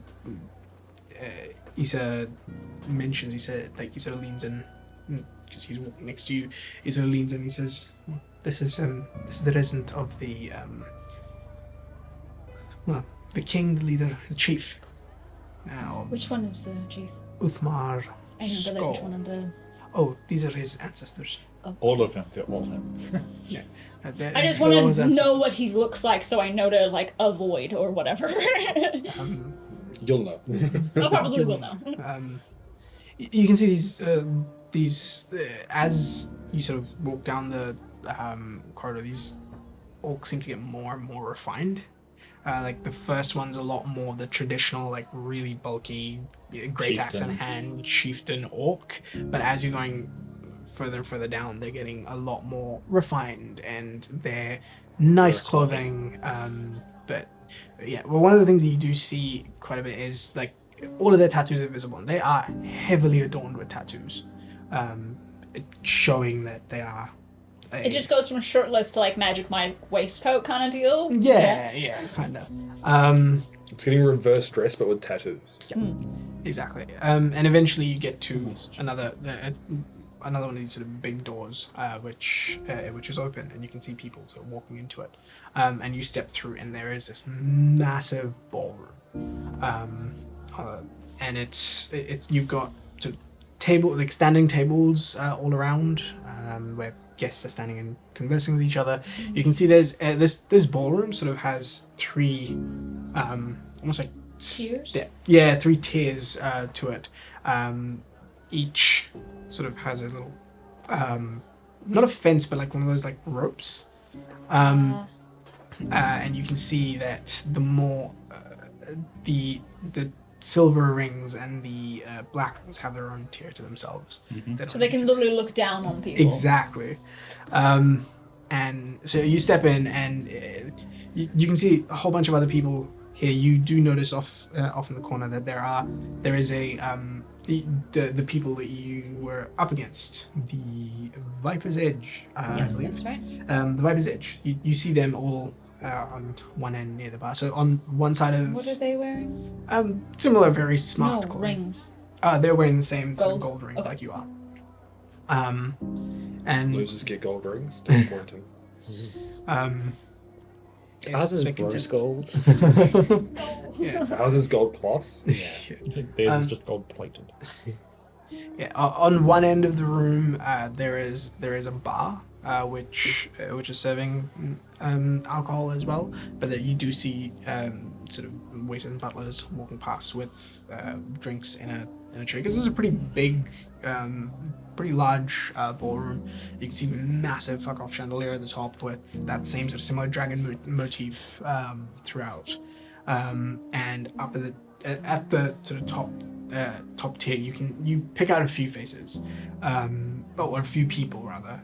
First one being Valier, who's wearing this deep red robe, sort of flowing robe. His hair is tied up in a turban actually.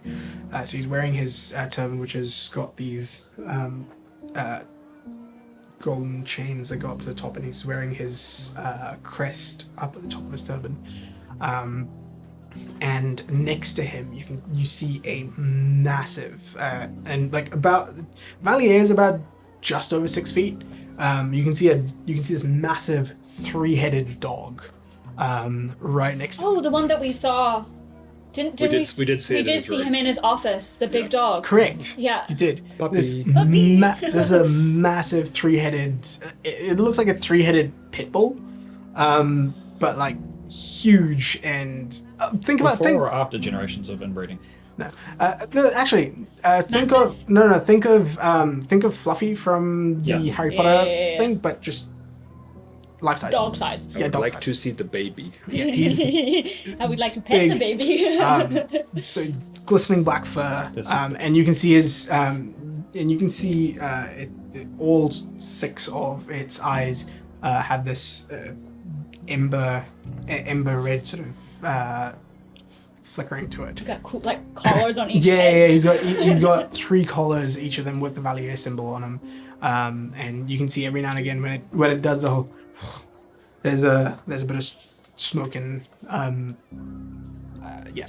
This you can roll nature checks if you'd like Sure, why not? to see if you know what this might be.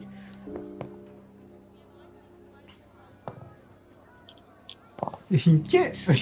Oh yeah, you're good. 13. Callian, this thing is so you've heard of and potentially seen hellhounds before. This is something else, but this is a hellhound with 3 heads. Never seen something exactly like it before, but it's a hellhound with 3 heads. That seems to be following Valier around. Hellhound. That's one thing that you see. The other thing that you see is the person speaking to Valier at this stage is Master Irvon Matthias. He's in a very similar outfit to what you saw at the event, except his robe seems to almost be like the black of his robe seems to be almost shifting and swirling, and Like he's wearing a tarpet or We're yeah, in deep space. yeah, basically. Sexy.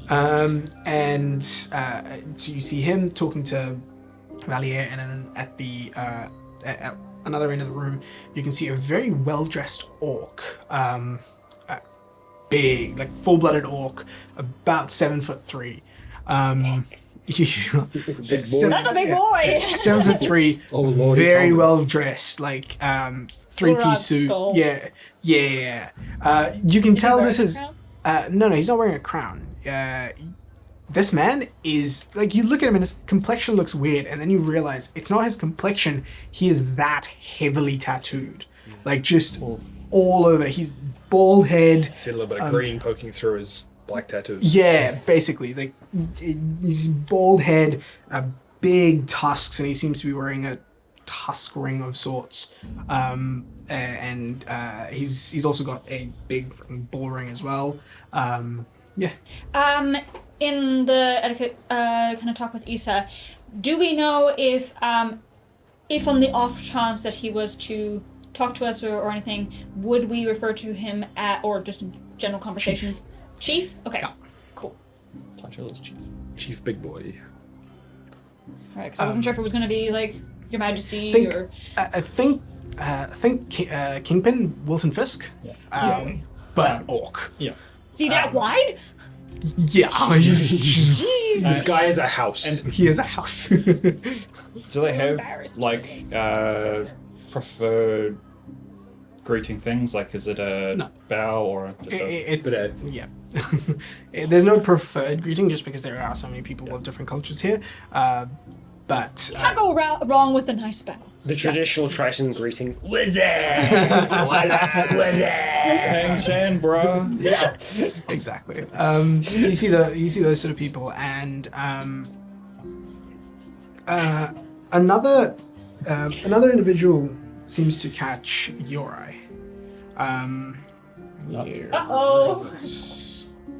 You see a man, high elf man, old,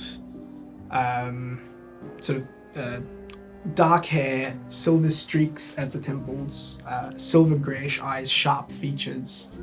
He wears these sort of dark purple robes, and like it almost looks like he's got sort of dark circles under his eyes. He's wearing a monocle, and you see him on the tier just above yours. So he's wearing silver ring, and he seems to be conversing with a few other people.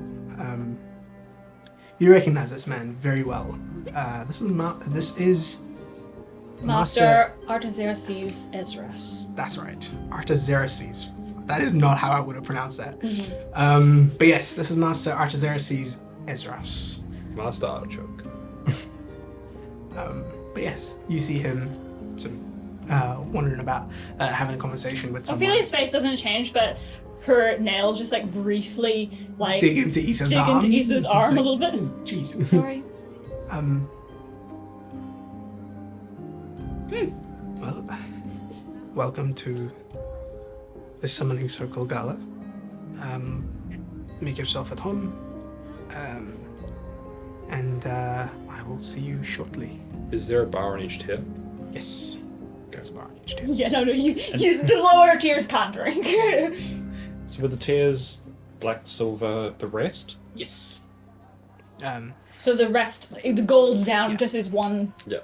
Yeah. We're in cattle class. Yeah. Yes. As you're sort of taking all of this stuff in, you will suddenly see something shift behind the windows at the back of this thing.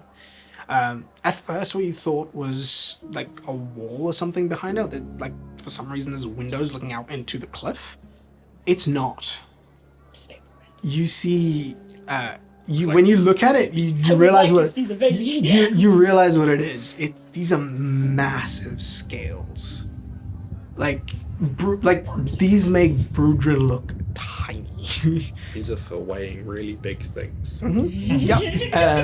Yeah, and these are like white scales that seem to shift and move, almost like a big serpent behind you. You can't see what this is. In terms of scale, would I say it's around about the same size as a giant Leviathan water serpent type thing?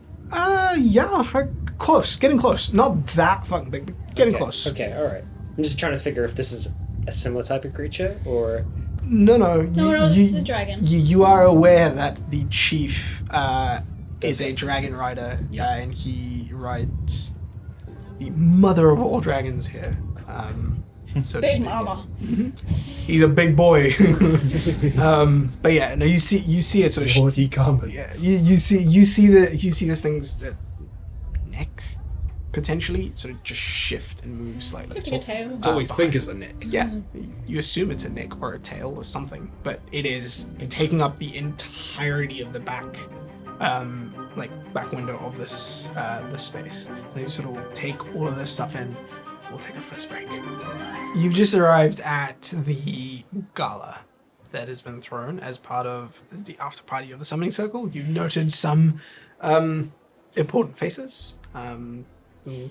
Chief Uthmar Skull. Urag skull. Was it? Urag skull. Urag Skull. Sorry. Come I on, thought it was madam. Uthmar for some reason. Sorry. Brain not work. It's okay, we're used to it. Yeah, I know. I am too. You saw Chief, you saw Valier, you saw Master Irvon Matthias, you also saw your competitors. The Viper's Edge. And on the first tier up, Ophelia, you recognized a very familiar face. Of your old teacher. And here you are, at the gala. And Isa has left me there. Oh, yeah, Isa's still there, and he's like, "Well, I'm going to have to go. I'm needed on the desk at the head of the table, Thank you. of sorts. If you need us for anything, don't hesitate to ask. We'll keep Absolutely. an eye out. It's We there can't contact you, so anything that's. I mean, I can't. Do I still? I probably wouldn't be able to keep the sending stones on me. probably not. Nah. Okay. They're back at them. We probably would have asked this before we got here. Was there anything expected of us for the night? He would have told you that at some point that they will just announce that you were Here are the winners. Here are the winners, and blah blah blah. And that you would need to take a bow, and that's about it. A vow? A bow. Okay, these are a vow. I was like, no more vows, please. And you see Issa remove his silver ring that he's wearing and put on a black one as he walks through all the way through to Valier's side. It's probably looked upon for a black ring to be talking to gold, but silver can talk to gold. Gotta say, I do feel a little bit better now because Our best friend is up in the top box above your master. Yep. Thought so. Yep. You see he walks up and he approaches Valier, and Valier sort of acknowledges him and introduces Issa to I think it's Matthias that he was Important talking. Yeah, to important people. Hassel's just going to have a quick scan of the people around Valier to see if any family members of his are in attendance tonight. Very quickly, you notice next to Valier a woman that you recognize. She's carrying herself well. She's also wearing the deep reds of. Don't get excited, Hassel. Wait, you of can't. the she's wearing the deep reds of the Valier thing. Her hair is tied up in a bun that's hanging at the back, and she's also got these gold chains coming up to the top. Sort of chestnut skinned, and you can see like under her neck there seems to be some sort of scarring. I mean, But yes, It's a prerequisite. This is for Ophelia's. this is very much Ophelia Valier. We haven't seen her before besides the not. paintings. Correct. And she carries herself well, and she's also, you can see How in tall her, is she? she's about 4'3". no, she's just slightly taller than Hessel is. So like 5'7". Yeah, roundabouts. And yeah, she's up there having a conversation with someone up there. You can see she's also wearing a black ring. And yeah, she has the Valier symbol in different parts of her repertoire. And yeah. She is very much at the right hand of her father.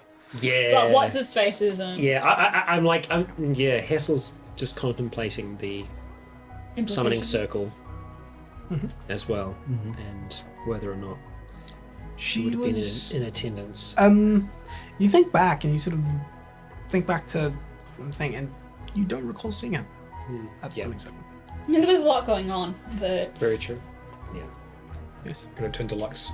Shall we get a drink? I'd love to.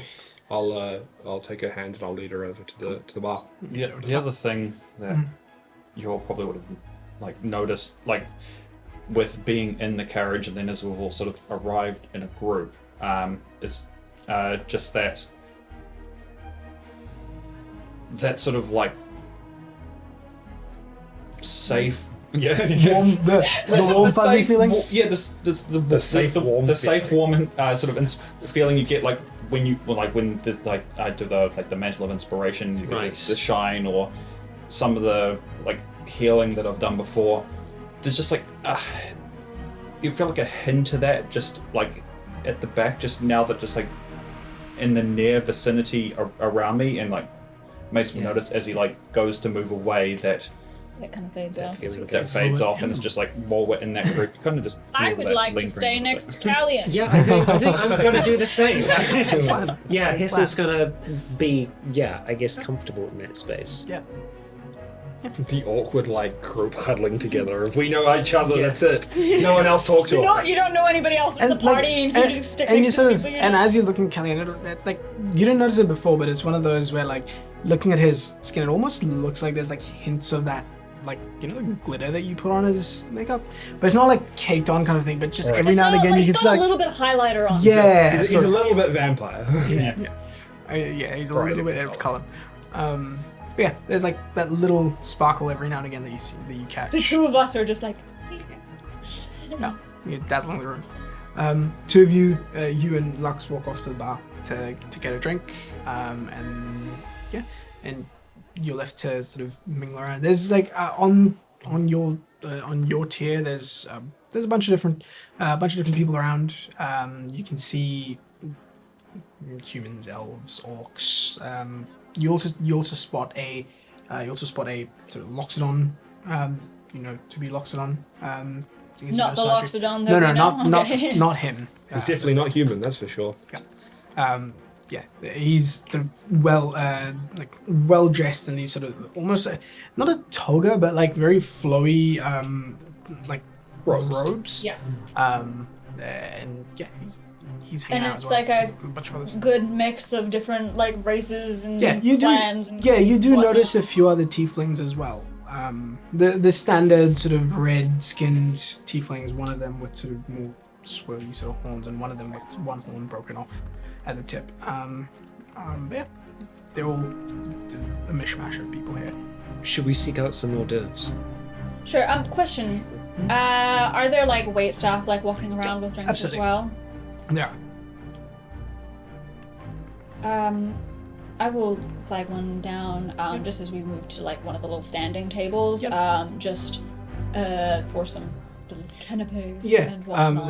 They bring over this plate of what look to be oysters. Sorry, I'm allergic to seafood, so. Ophelia isn't, but like. He will sort of offer You it describe how you eat the oyster. Yeah.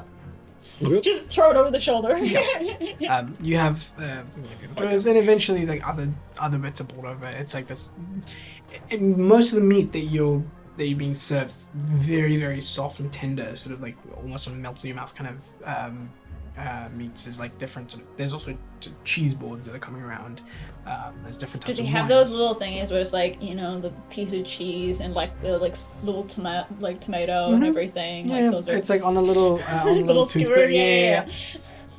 Yeah. So you have all of that coming around, and it's a really nice sound. You can hear like there's soft music, sort of soft harp music that's playing. Sure. You look around and you don't see a band, but you can hear just this soft harp music playing in the background. Majority of the light in this room is sort of coming from there's a whole bunch of different sconces on the wall that give off this sort of bright, ever-burning flames. And yeah, it's a very pleasant evening from those things. I'm gonna keep my front towards Ezra's. Yeah. And I will just kind of lean into the others. Small possible problem. The man who gave me up to the reserve is here.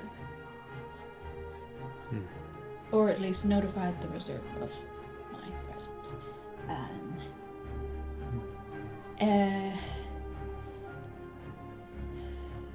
So he is a reserve mage.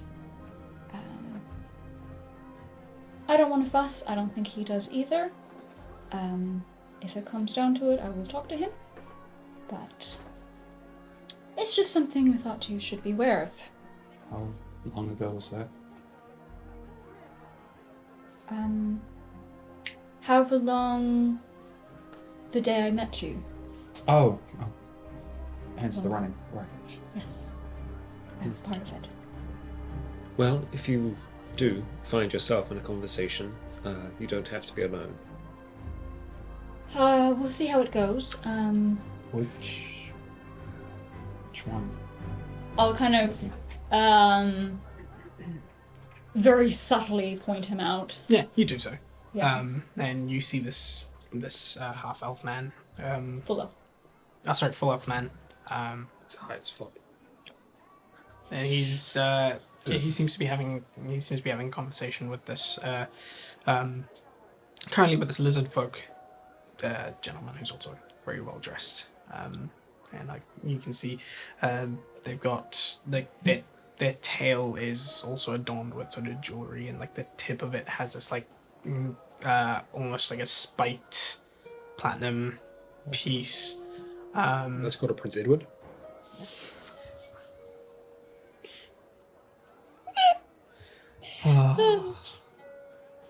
Okay.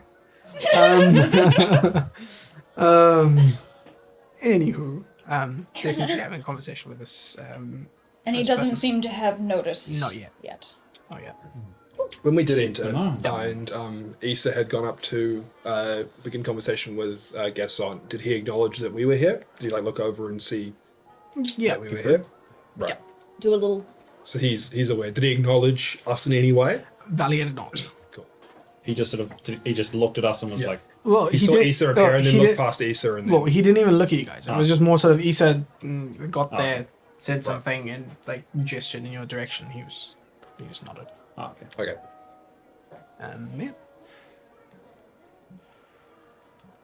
So, what now? Well, there's two different ways I think we can approach this. Either we can stick together as a trio, or a quintuple, or a sextuple, or we could Mingle? go off separately, allow others to approach us, as they might feel intimidated to do so if we are gathered together.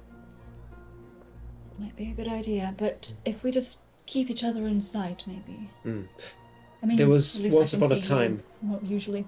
When we first met, when we were in a crowd and we talked of a way to signal each other, the very first night we met, actually, when we were watching Mason, we talked of raising our hands in the air like an ostrich.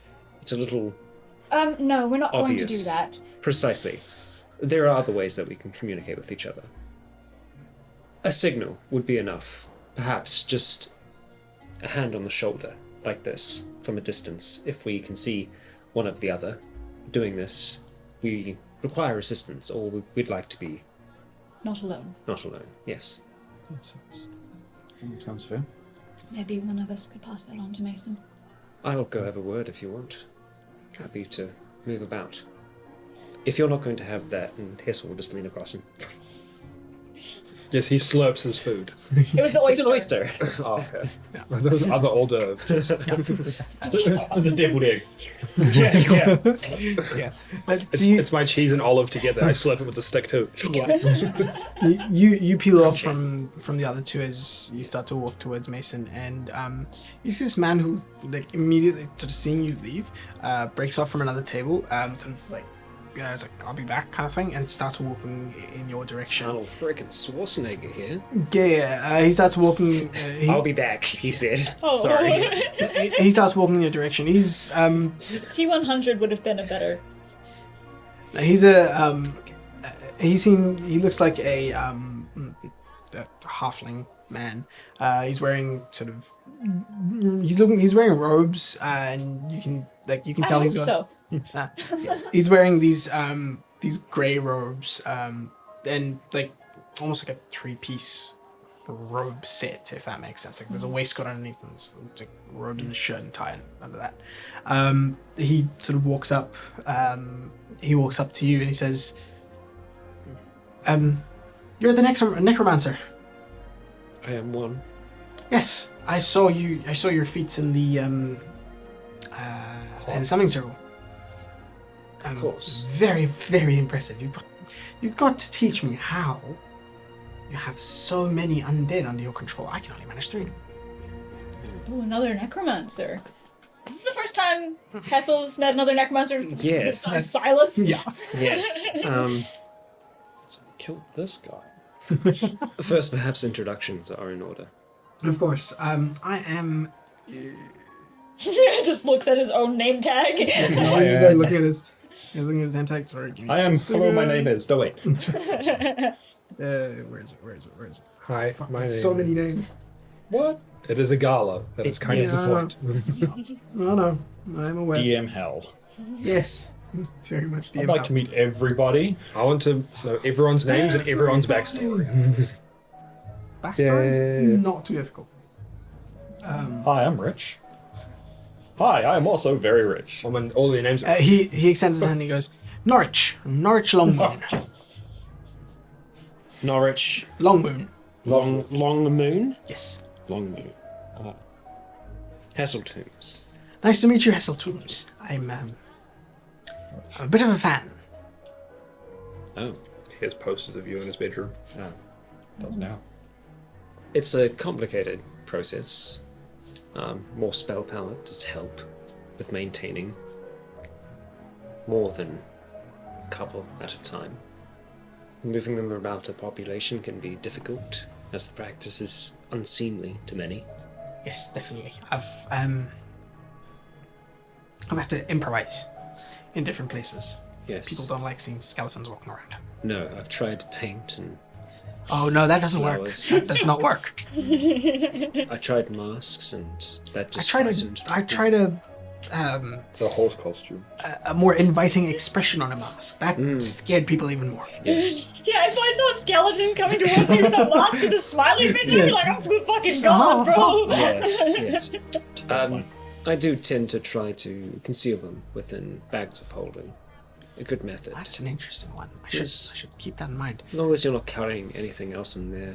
Would You're require a not few going bags of holding. I mean, in my case, not too many, but in your case, I bet quite a few. to. You can fit approximately 25 in there before you start to run into weight issues. Right.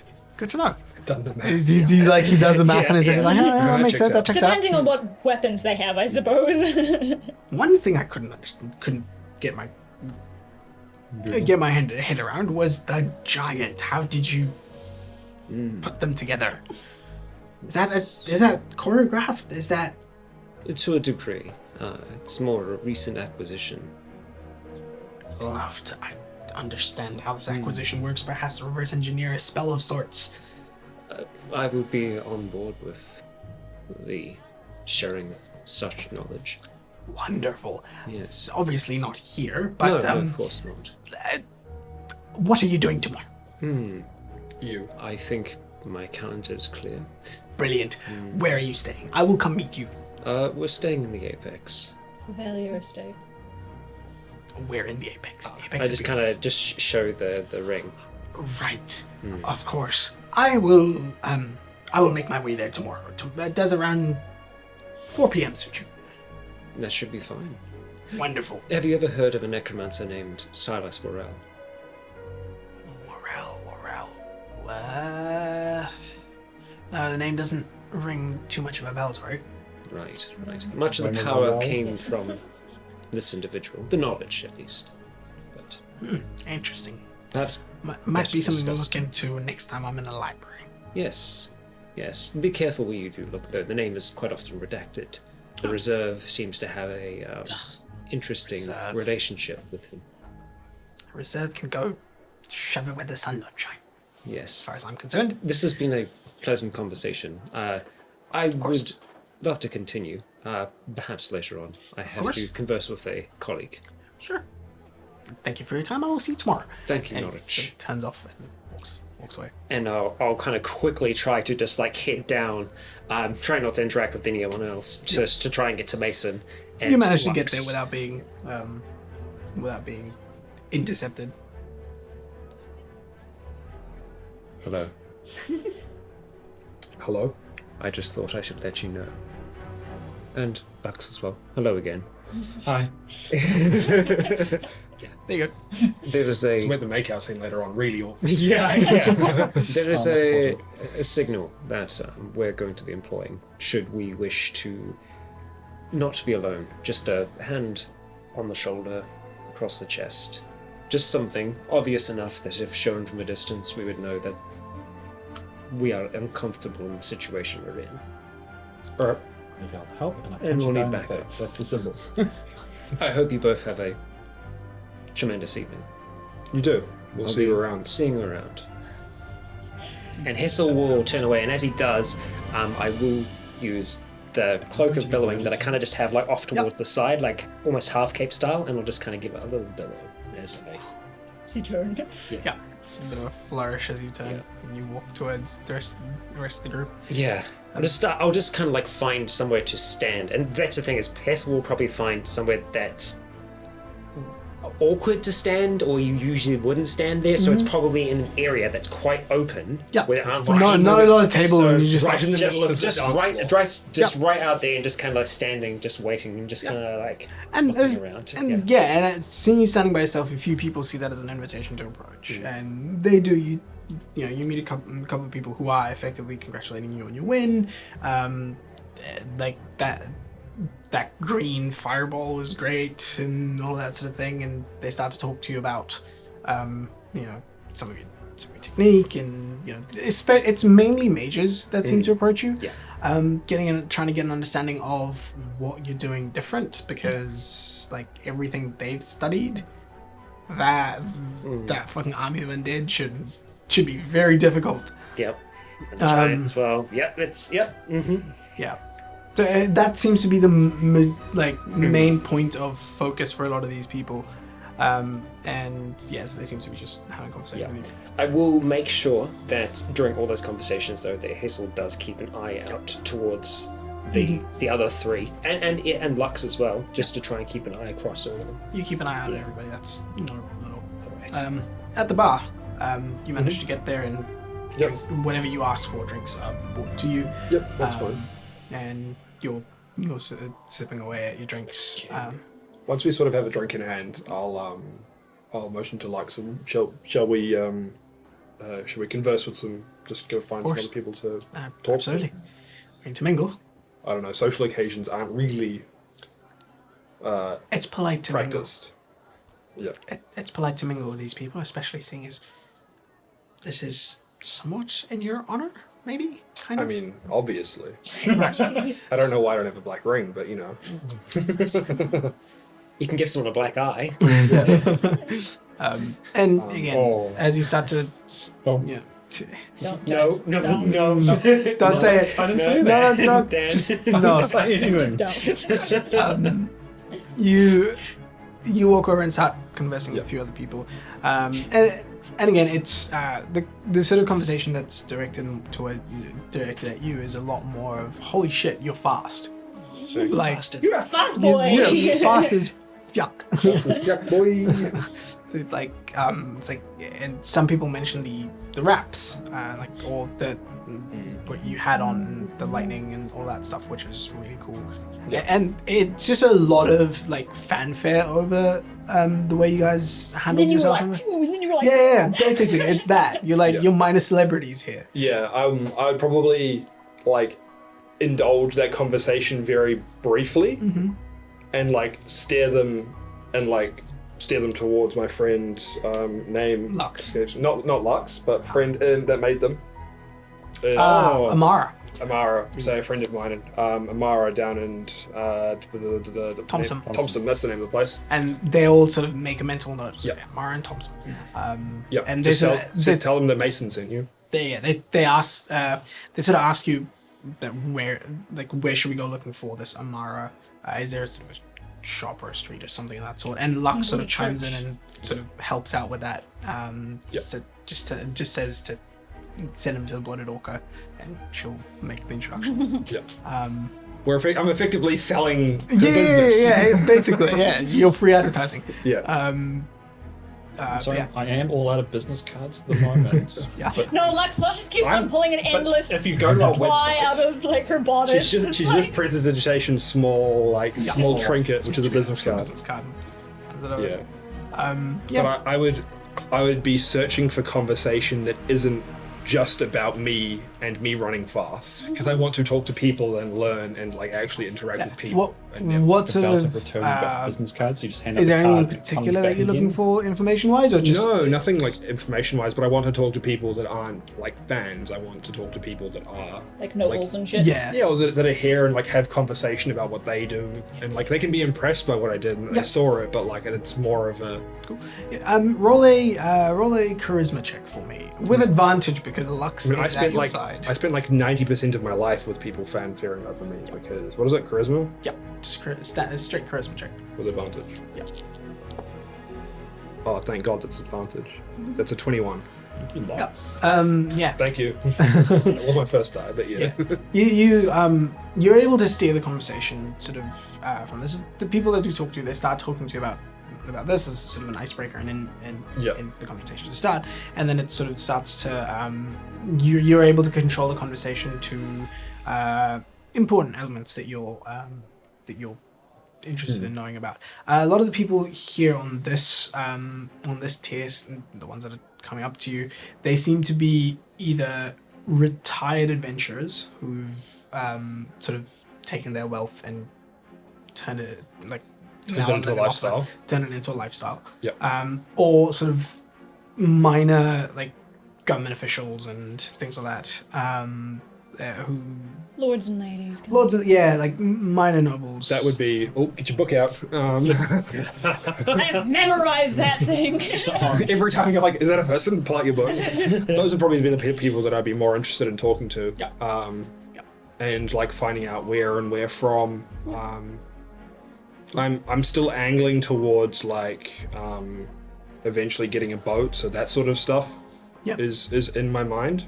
Yeah, you meet one of the people that you meet is a high-ranking official in the Trade Council of Thompson. And Does he know who Lux is? He does know who Lux is. He does recognize Lux. Yep. And Lux, funnily enough, she goes, "Oh, I know you." He would probably be an individual that I'd spend more time talking to. Yeah. Lord so and so. Yeah. His name is Davros. Oh right, It's not Davros. Davras. it's not the person that we had not relations, but Whoa! You do that on your own it's not the time. big chief. It's Davros Glenbow. GLENBOW. Bough. They're fantasy names. Yay. That's a fine Rycon name as well. So I'd get Lux to introduce me and then mention the name of the lady who we were with, and I'd ask for how do you sit on the trade council? Oh, I work with one of the sailing guilds in Thompson. I try and work out new routes when certain ones get blocked due to things like weather and other inconveniences. But yes, there's a lot to it. It's It's not an easy task. I can imagine. I mean, I always dreamed of ending out on a boat and sailing around wherever it sort of pleased me. But I can't imagine it was interesting. It was easy to do. No, easy not to at all. fly.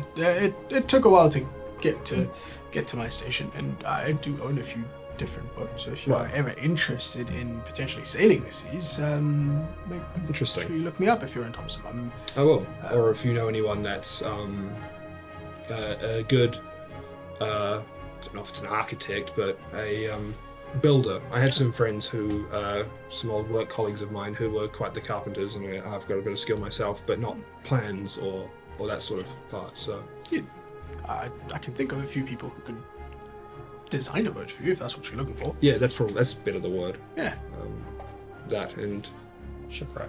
Shipwright. That's what it was. shipwright. I was like going through it in my head, like trying to put the right Some- words together. I'm aware of Yeah. a few shipwrights that can design a vessel for you. I mean, depending on what you're looking for. If you're just looking for something to sail around Pelagia, then yes, it's fairly straightforward and shouldn't cost you too much money. But if you are looking to go into continental, that's a bit more taller substantial. ask. It's a bit more substantial. It requires a crew, and you'd have to pay them That's when fine. you're off Yeah. when you're off on your own. But that trivial stuff. assuming that if it was I'm also looking at it from a business investment as well over time. So Yes, well, a boat is a very, very good business investment. I personally have 7. right, They go off and do different things. Some are trade vessels that can be chartered. Others, there's a few different ways of making money off them. Yeah, I'm assuming you don't want to talk business all night here, so I'm happy to maybe look you up when I'm next in Thompson and have a absolutely. bit deeper of a conversation, or even talk over other means. yeah, absolutely. If you're ever in Thompson, Lux is aware of my office. She can get you an audience with me. Brilliant. And Lux sort of gives him a very nervous.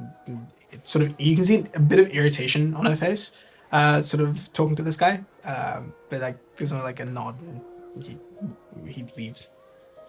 And then as he leaves, Lux just looks at you and she goes, "Well, he's a right pain in the ass. How so? Wouldn't stop pursuing me a while back. I had to get a bit rough. That's fair. But the annoying part is he liked it. Anyway, it's the cost of business, I guess. It is what it is. That's true. Then you meet a few other people in a similar vein. Two of you at the. I'm going to split off from Callie and You do split off. The two of you split off, and the first person that comes up to you, you feel it sort of tap on your shoulder. You sort of turn around, you see Nadal. Looking at you, she goes, You guys gave us a bit of a hiding in that last one.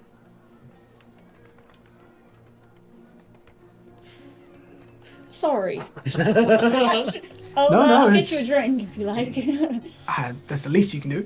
But yeah, it's all fair game, I guess. We did have a bit of an advantage, Oh, I heard.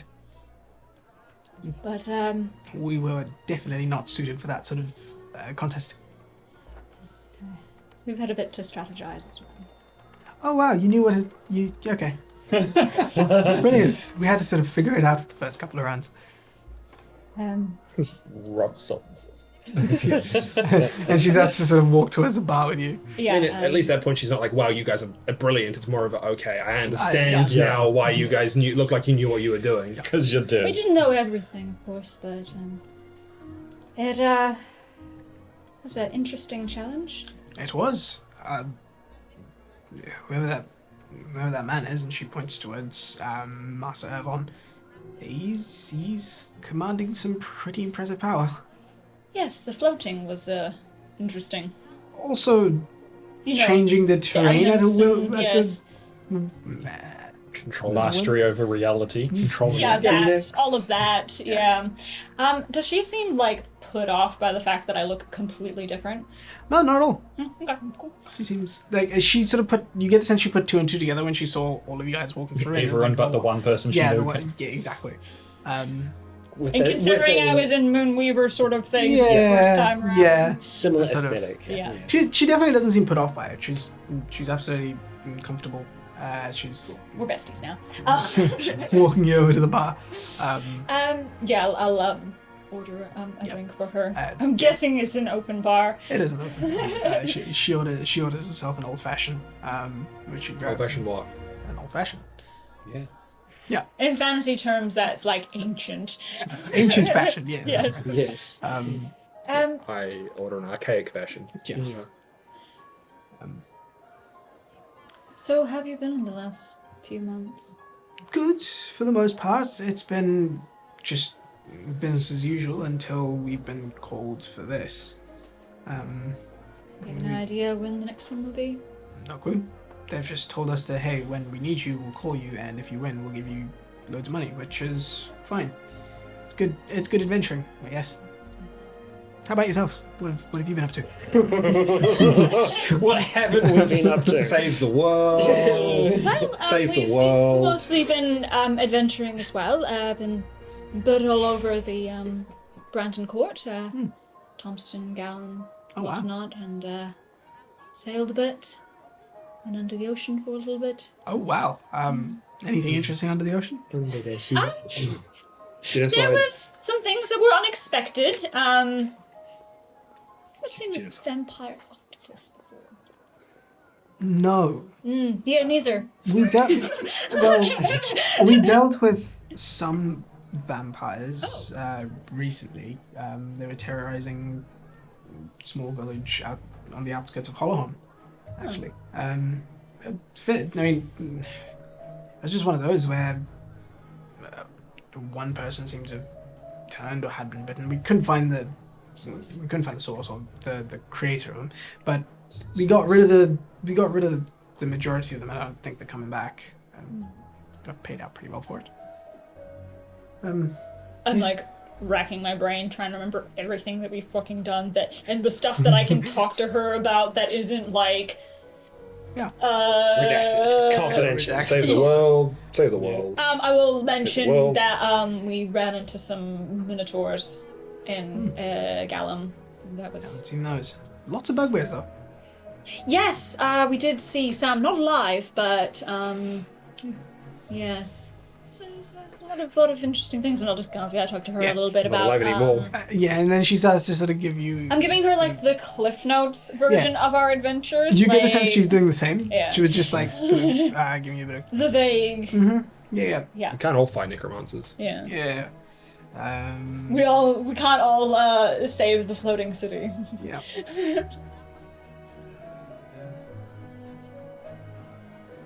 Give me a second. I'm just.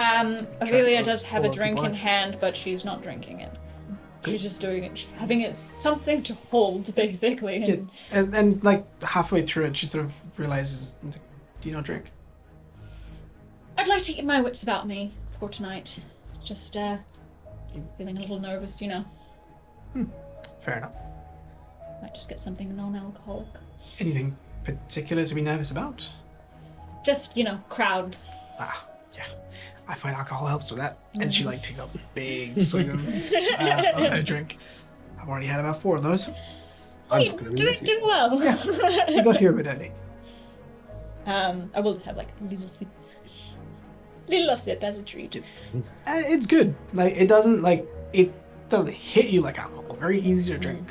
And then she sort of looks out the back of the windows and she looks back at you and she goes, Dragon.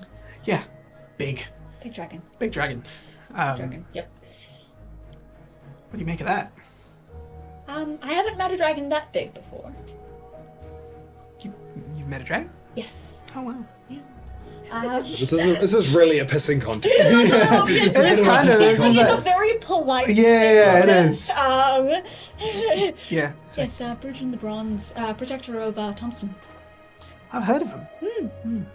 I've never been to Thompson. But yeah, that's impressive. Just kind of doing that subtle thing of like, Yeah. not bragging, but like Humble brag. Humble brag. Brag. Humble yeah, brag. humble bragging. Yeah. I know you're cool, but I'm cool. And she sort of she looks over and she sort of calls out to someone and she says, "What's his name?" Come Oi, on. what's his face? Yeah, that. Oi, yo! Yeah, that. Hey, Jimbo.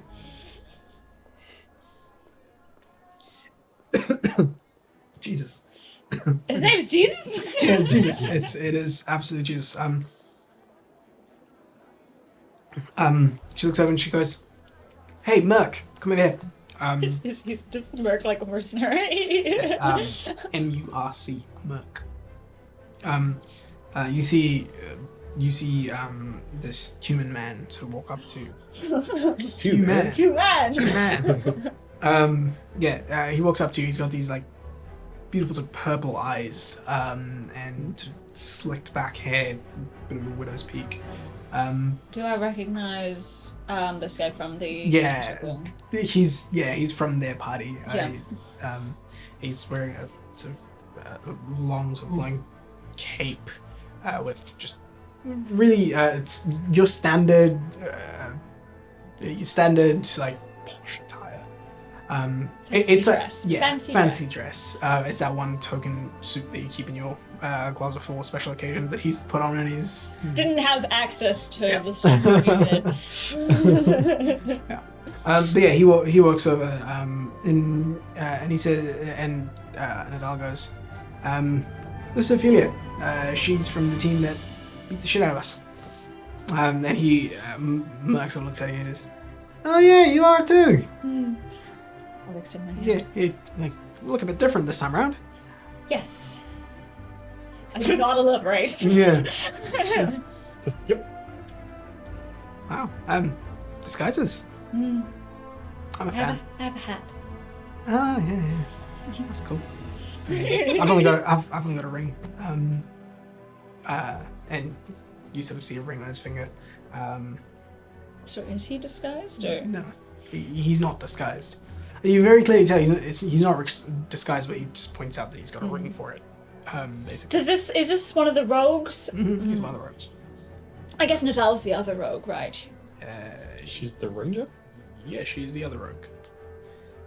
2 rogues and 2 fighters. How Ranged. boring. Yeah, I'll just talk to them for a bit and Then you just make conversation.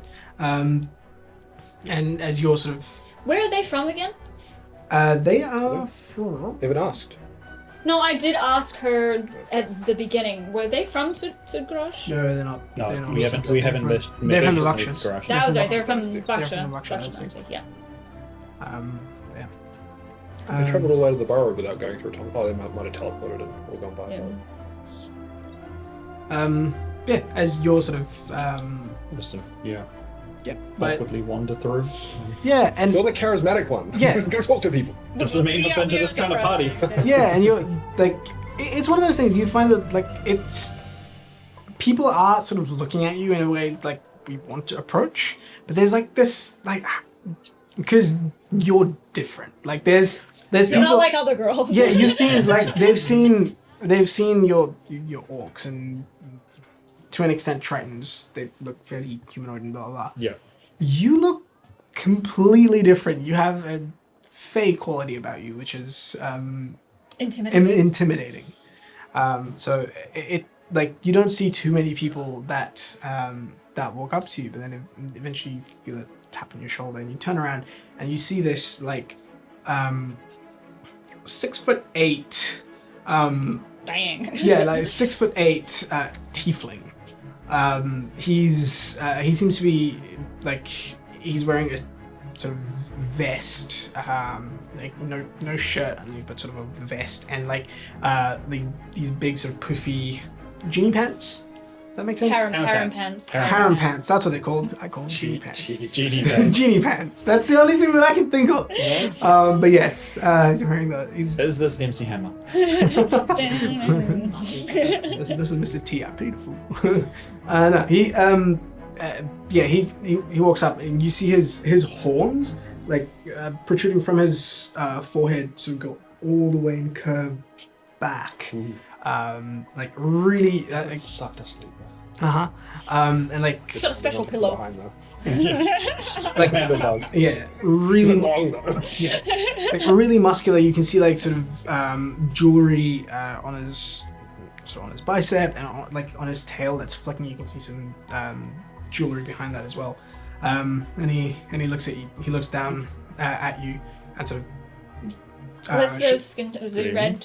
Yeah, it's sort of a muted red. That's called pink. He's a A pink tiefling. dusky red. Yeah, a dusky red.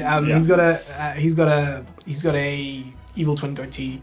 Oh, he was hot until that. Yeah, he's got an evil twin goatee. I wanted purple tieflings until that.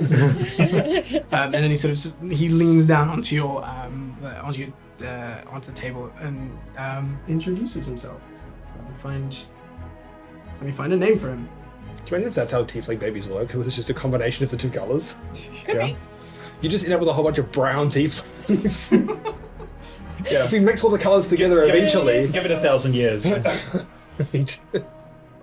This is one like bright family lines. Like, that's in red. Yeah. Neon green and just Something happened there. He looks at you and he introduces himself. He says, "I am Osmir Skolas. I'm Callian playing Belmdale. I saw you in the summoning circle. Very, very impressive. Thank you. Your weapon. Yes. I haven't seen anything like that before. It's family heirloom. Blah blah blah blah. It's a valley area. Family heirloom. You Bubble could champagne. Right. say. Used to be my father's. And how does it work? Is it like a glaive? In a way. Is it as heavy? No, quite light actually. Takes a bit of More like getting quarter used to, staff. but yeah, more like a Sharp quarterstaff, sharp quarterstaff. Yes. You guys are just gonna talk about sticks for a while. Huh?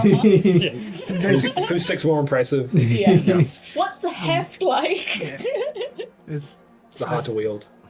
I fight with the glaive myself, but it's made of light material, so a lot more acrobatic with it.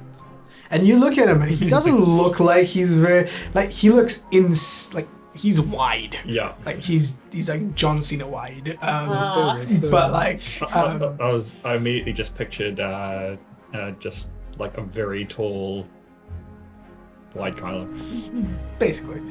And yeah, it's like you've got to teach me some of that. I might be able to incorporate it with my glaive. Sure, I could do that. Oh, not here. Yeah, no, This no, is not not here. the place for it. You just kind of take some toothpicks and you're like, so then I do this, and then I do that. Let me buy you a drink. What do you drink? Drinks are free. Yeah. It's the principle of that. Let me order you a drink. Try something new. There's probably lots here I haven't tried. I can think of something. And he said, and he This like This looks guy's up. fucking Russian, basically. Yeah, He's you're gonna in get trouble. you. He looks over. He looks over, and he's like, "Hey, you!" and like he calls one of the butlers, and he sort of He hasn't had the etiquette training. the butler. He's The got butler, enough money, he doesn't need to bother. the butler walks over, and he sort of whispers something in the butler's ear, and the butler's eyes go wide. And he's like, "Are you Uh-oh. sure?"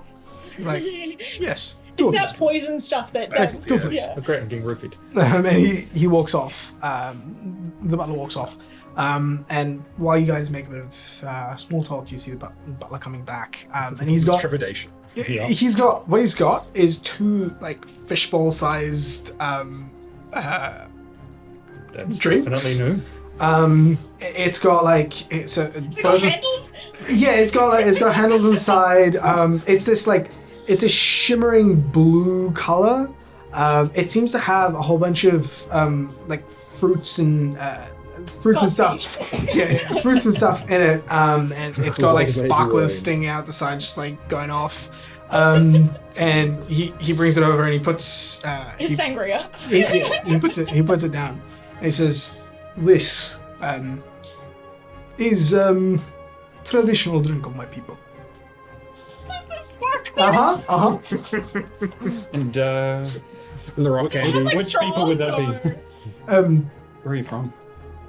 I'm from the Sudgarian Empire. Oh. So you guys know how to have fun. It's got rock candy, like popping candy around the room. Does it have a straw, or did you expect it to just? You're expected to just God. yeah. 2 hands.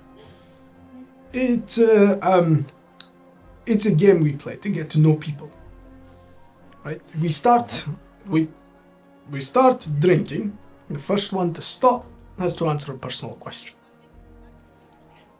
All right. All right. Sure. Getting fucking wasted. He sort of like he Two picks hands it in up. the bucket all Yeah, times. yeah. He's just getting you ready for later. Yeah. And he brings up and he starts chugging, and so do you. Make a opposed Constitution check. Just Constitution check, not a saving throw. Check. Damn it. Yeah. That's later. That's for getting drunk. This is more to see, like, because as soon as it touches your lip, you get this. You realize why this is a game of like how long you can keep drinking it, because it's spicy. Oh. Like you start drinking it, and it's like it's like that. yeah, This is the burn of the desert in a drink. And you're like, oh, this isn't so bad. Oh no, my lips. yeah, basically. I am now red, not green. It's 13. Cool. Oh, actually, if it's a check, does Jack of all trades apply to this? Yes. Yes, it's an ability check. Uh, Is it half rounded up or rounded down? yeah. So that's 18. Nice. Yeah, you start to drink, and like he sees Yeah, I do. he sees you drinking it, and like I didn't do that. about a third of the drink through, he like you see him sort of take a sip that's a bit bigger than he should have, and he just man, hey, get me a napkin. Pitt and Chris Evans in the fucking corner getting wasted. And he brings this guy brings the butler sort of brings a napkin over, and he like dabs his mouth on it, and he goes, "Well, you've earned yourself a question." Oh, jeez. Where do you live? Ask about the I Guardian have to. Empire. Yeah. No, That's why I lose at these games, so I don't have to think of questions. Yeah, I know. Intentionally. Part of me wanted. I considered that because now I have to think of a question. Shit. You could ask about what's his face out in the desert. Do you want to say his name? No. As long as remember, as long as it's intent. not, it's about It's the intent. intent. Yeah. It's also a personal question. It's about getting to Yeah. know each other. Just start with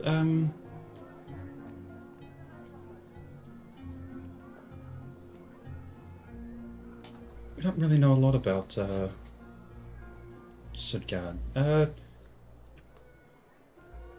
Tell me something interesting about Sudgard that we don't know from The Brighton Court. this side of the. That's an interesting one. Let's see, there's a lot of interesting things about Sudgard.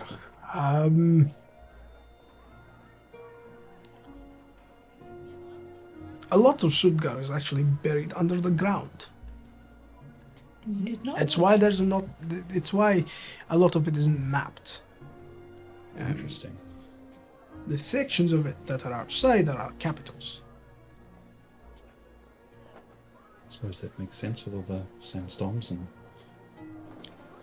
It is why a lot of trade doesn't pass through Sudgard. There are specific areas that you can get under the ground. Listen.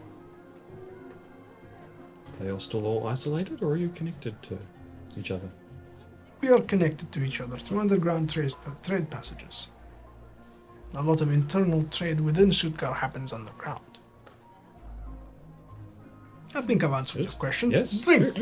And he starts to go for it again. Interesting. That's really cool. Yeah. It's really cool to learn. I'm now thinking that part of the city that Rogar could have discovered was at one point either an ancient Guardian city or somehow connected to them. Yep, I see that. So that is a 14. 14. And as you're drinking in, you get to about this second third of it has been has been drunk. So 2/3 of it, 2/3 end of it, and you see as he's sort of drinking through like one of the pineapples, like goes straight to, like he's got his mouth open, so the pineapples goes straight to it. And he's like, Another napkin! He accidentally drank the 5 elderberries. basically, he chokes on a full pineapple, like dislodges it, like A Eats whole it. pineapple. the whole Pineapple piece. piece. It's the head of the pineapple. It's the worst the part to yup. choke An on. entire ring. Yeah. This is the And spikes he at goes, the top. well, it looks like you earned another question. Does he seem to be getting drunk, or is he like? We'll find out. Kellyan trained with me. He's ready for this. No, true. he is not drunk. Oh, wow. Yeah, you can roll a Constitution saving throw to see how drunk you are. You've trained for this. This is a saving throw, so your new fun stuff applies. Yep. Roll like I Oh would. yeah. Though that. Oh, you did roll like he did. Nick. But this is the thing that future me warned me about during the fight. Yes. So during a big fight, your future me is like, hey, later on when you're gonna drink, just like pace yourself. Peace. After you've won, this event, which you're going to. Yeah. And you're like, what? I'm fucking fighting. Like, leave me alone. It's 17. Cool. Yeah, you meet, like yeah, it's like My powers are back. yeah. It's one of those, you hear the you flash back to that moment during the fight where future you sort of shot back in time, and you think about it and you go, oh, I need to warn myself. And you sort of turn to the side and you see almost like a window open into the and you see yourself. You're definitely drunk. Like you see yourself in the summoning circle, like about to deliver sort of like a final blow to this phoenix, and you reach out and you like tap yourself on the shoulder and you go, hey, pace yourself later. Yeah. And then you blink and all that's gone, and yeah, you're not So funny. drunk. I knew that was going to come back at a later all time. the It's things, dumb. yes. Such good timing. So good. But yeah, you don't feel, you feel a light buzz, but that's nothing. It's not overwhelming. Yeah, it's Yeah. not overwhelming. Question.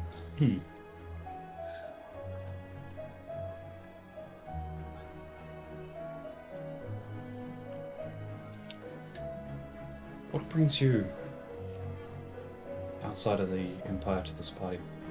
Oh, I'm interested in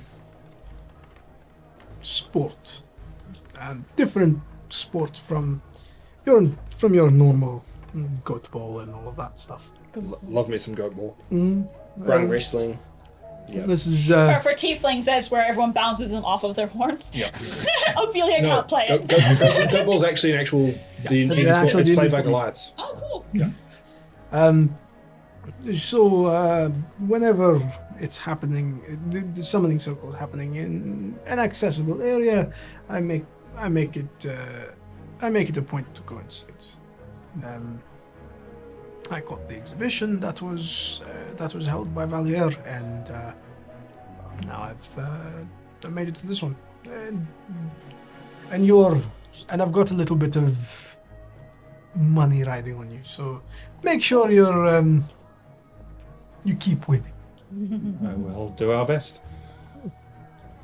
One more, and he starts to.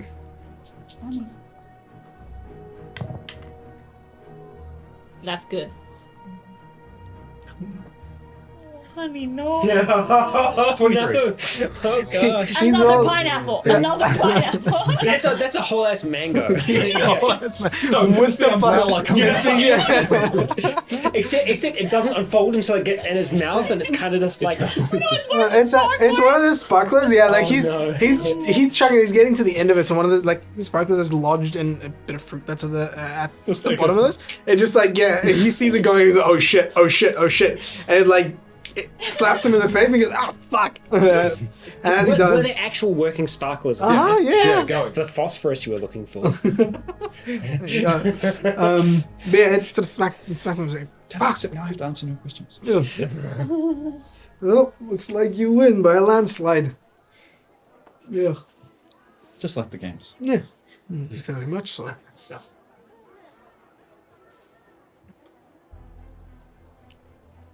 I can think of a question. Go for it. What are you doing with the thing? I don't know. I don't know. I wonder if Callian might think, because we have knowledge that people don't remember the final part of the summoning circle. The way that he talks about summoning circles, it sounds like he's attended them before. It might be worth inquiring as to whether the final takes place in the Sudgardian Empire, or if he remembers the past final. About what he remembers of it. Because the kind of assumption that we had was that maybe it's something to do with the Sudgardian Empire, where it's like when you leave, you forget. Because even Issa couldn't remember, but yeah. That is a. I might tweak it just slightly. Yeah. See, quite the fan of the circle then. Do you know what the goal of the circle is? No. Unfortunately, there are only a few the summoners. Only they know what the goal of the circle is, and the others who attend promptly forget once they leave. But I am told that it is I have heard rumors that it is supposed to be spectacular. And Shame you forget them. I do remember some of the events leading up to it, but So you've been to one before? oh yes, I've been to the previous summoning circle. Aren't they only every 60 years? Yeah. Maybe this bitch is a genie. Oh, snap. No, more specifically, I was like, oh, what if this is the guy that gave Issa the wish. the lamp? The lamp, yeah. Sorry, yeah, you were saying. I remember going to the events, and I remember the feeling I get when I try to remember it. But I don't actually remember the events themselves. I do remember this one, and I feel like I will as I watch it. But as soon as the complete event comes to an end, So you forget the whole event, not just the final act.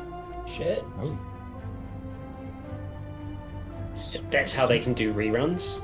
Right. We've actually done this before. This is the second time we've done this collectively as a group. Yeah. Yeah, you don't have to change the games if no one remembers what they were. the first time. Valia's like, oh, I mean, those guys were kind of had a good reception. We should bring them back. Can they bring back they're the very Office much they're very much for the entertainment of The specific leaders. and he points out towards the Black black rings.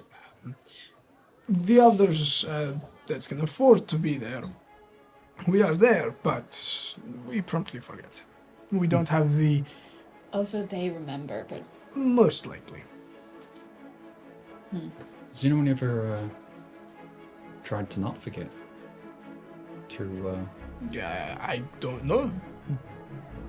I've forgotten. I've forgotten. Well, it's been very interesting. Yes. See, Oh yeah, go for it. One more. Cool. Con save. Good thing you've got lots of modifiers now. Yeah. 15. Yep, you're fine. Well, I'm definitely down for another drink. And you see someone tap him on the shoulder, and he sort of looks down, and you see this about 5'4" human woman, who's walked up behind him and tapped him, well, on the elbow, effectively. Yeah. And she looks up at him and she goes, I don't think you should have any more. And he looks down and he says, but That'll why? cover me for a while. And he goes, but why? And she goes, otherwise I'm going to have to remove you from the venue. And he looks down and he gives her that, are you serious sort of a look? And then you see him spot something and he goes, oh, Do I see what he spots? perception check. So these are the people that keep an eye on, make sure people don't get too rowdy. 28. 28. Oh, yeah. You see his gaze seemingly leave her neck, and there's a tattoo, a very small tattoo of an eye on her neck, and it's not like an ostentatious looking, like it's not a very crazy sort of thing. It's that like the Egyptian hieroglyph. Horus? Yeah. Yeah. It's like that, but not like the full thing. Just the small eye part in the middle. So it's like a little squiggle circle and a squiggle underneath. And he sees that as a tattoo on her neck. He sort of spots that and he goes, "It was nice meeting you. You too. And hopefully I will see you around. And at the next one." And if you're wanting those lessons, we're Oh, of staying course. at the Valier's estate. Wonderful. I'll come by tomorrow sometime. Then he Sure. heads off. And I'll go back to heaven now. Are there, like Issa had mentioned, there's like creatures. Are there like exhibity things around the outer edge of the party? yet. Not yet. Not yet. Okay.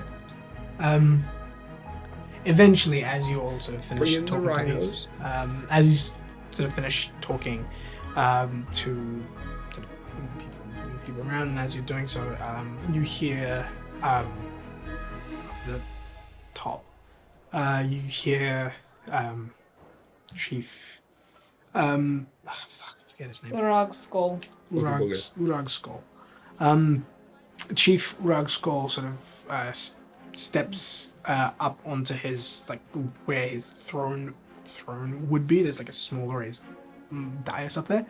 He stands up. He stands up on it and he says, "We're going to have dinner soon. In the meantime, everybody please migrate to the viewing room. We have a few performances for you." And as he sort of says that, I'll try and see if I can find some of the others. Yep, Yeah. you manage Try and to regroup up. you manage to group up. Just lead I'll like say as bye soon as to we hear Nadal. that. Yep, you do. And you step the doors at the other end of the room open, and you step through. And as you do, you find yourself in a room with what looks to be a large pit in the middle, almost like a pit? yeah. I thought you said a pet. I was yeah. like, what kind of pet? That large pit in the middle, which there's like railings that you can stand around and view. There's still the three like tiers. Yeah. The upper tier seem to have the best view. Mhm. And you can look down at it. It's not insanely deep. Well, it's about 15-20 feet deep. And I'd say about like 40-50 feet in radius. Diameter. No, radius. It's halfway across is 40 feet. Yep, correct. On one end of 80 the foot diameter. yep, and on one end of the on one end of the pit there looks to be sort of a portcullis, and it's sort of like a flat in the middle. Is there like a fence around this thing or not? Yeah, There's a there's a railing around it. And yeah, you see people start to slowly flood in. The other thing that you notice in this room is a whole bunch of what look like glass boxes with holes in them, with air holes in them, and they are currently empty. but they're just sort of. Don't like this. Not a fan of this. I feel like Mason. Got a bad feeling about this. Yeah. Yeah, and you step through, and once everybody sort of filters in, you notice there is also a bar on each tier here as well.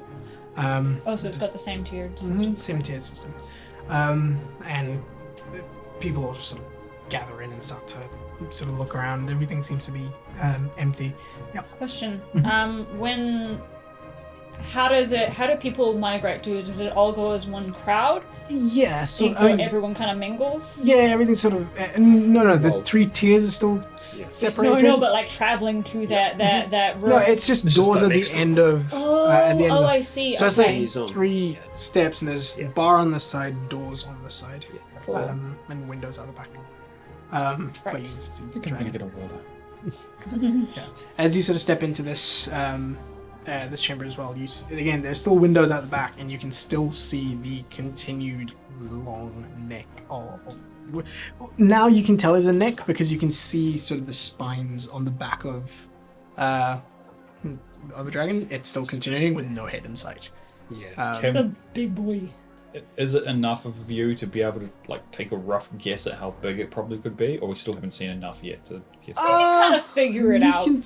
sort of figure it out. It's like Large. yeah, no, it's a large creature. It's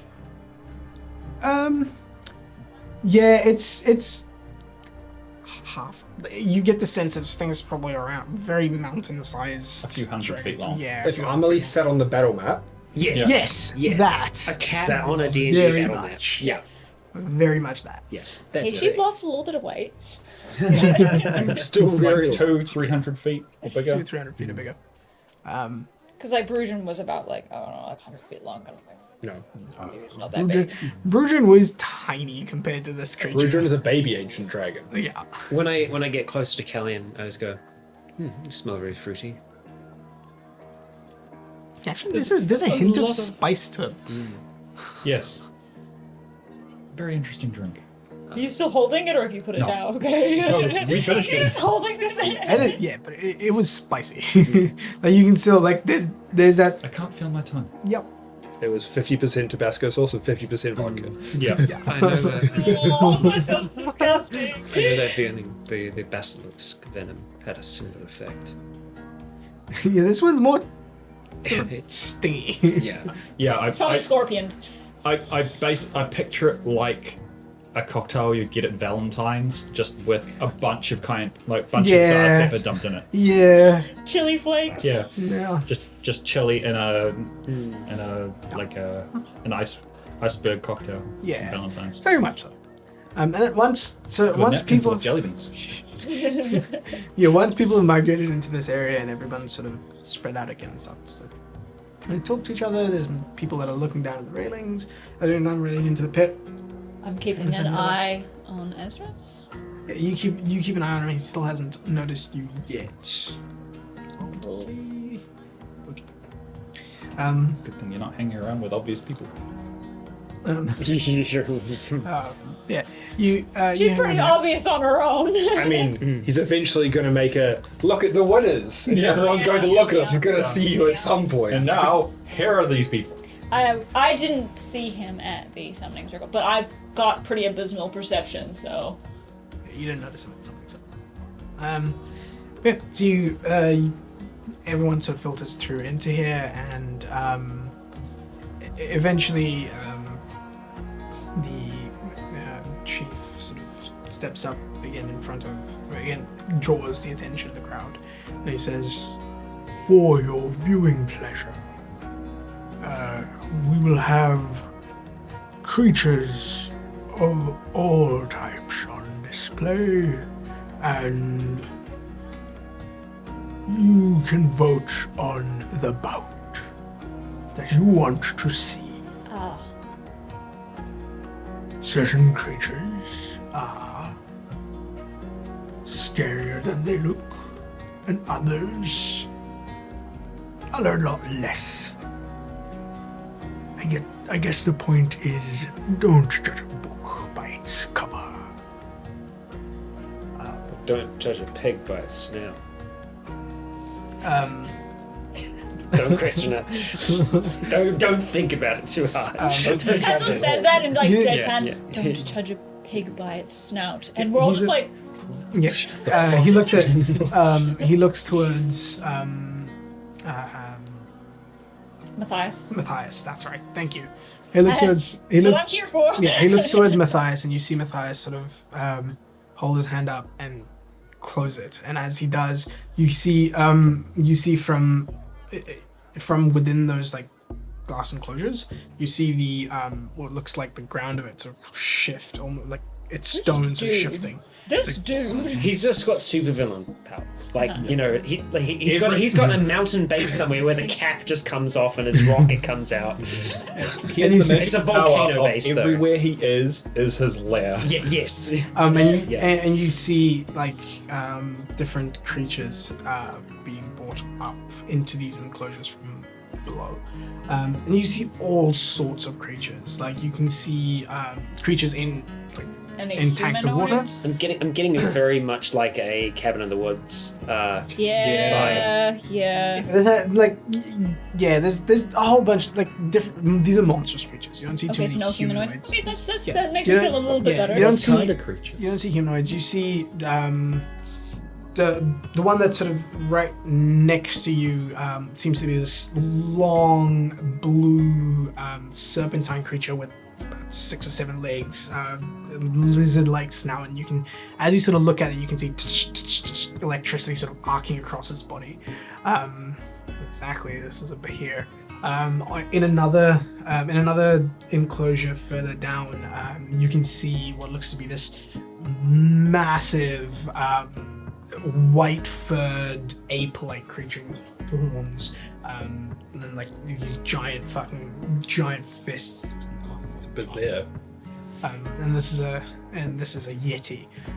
In another enclosure that comes up, you can see what looks to be this massive scorpion. And it's just creatures just throughout this, monstrous creatures that just that How raise- does the crowd react to this? They are excited. There's this like excitement that goes into the air, and you start to see people sort of walking around. And you notice as you get close to the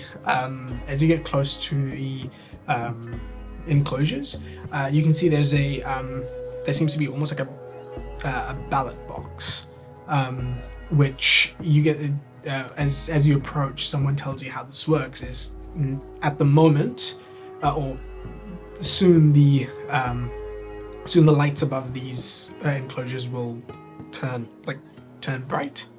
So that you can see the creatures still. They're not like bright at the moment. They'll almost turn into spotlight kind of things. When they do, the people can walk around and vote on Which one they think? what creatures will be in the first bout. So the two creatures with the most votes fight. Cool, fun. But yeah, and you can see people sort of Mate, just, but, you know. there's sort of people walking around. You see them sort of just looking at all of the creatures on display. I will do the same. Yeah. I'll peruse. Yeah, you do so. I'll just kind of follow behind them, Cool. more keeping an eye out on the crowd. You can see in one of these things there's what looks to be a very long sort of arms, very thin bones sort of protruding from the skin itself. The sharp fangs all around, very long sort of mouth. Its tail almost looks like an extension of its spine that is like breaking out of where the sort of tailbone ends, and it's like this is a barb devil, or bone devil. Sorry, it's a bone devil. You can see, yeah, and Devil's ready. Guys. that is good shit.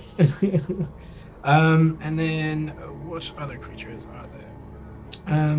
You can also see what looks to be this large lion-like creature, but except where its mane would be is these spines protruding from it. Exactly.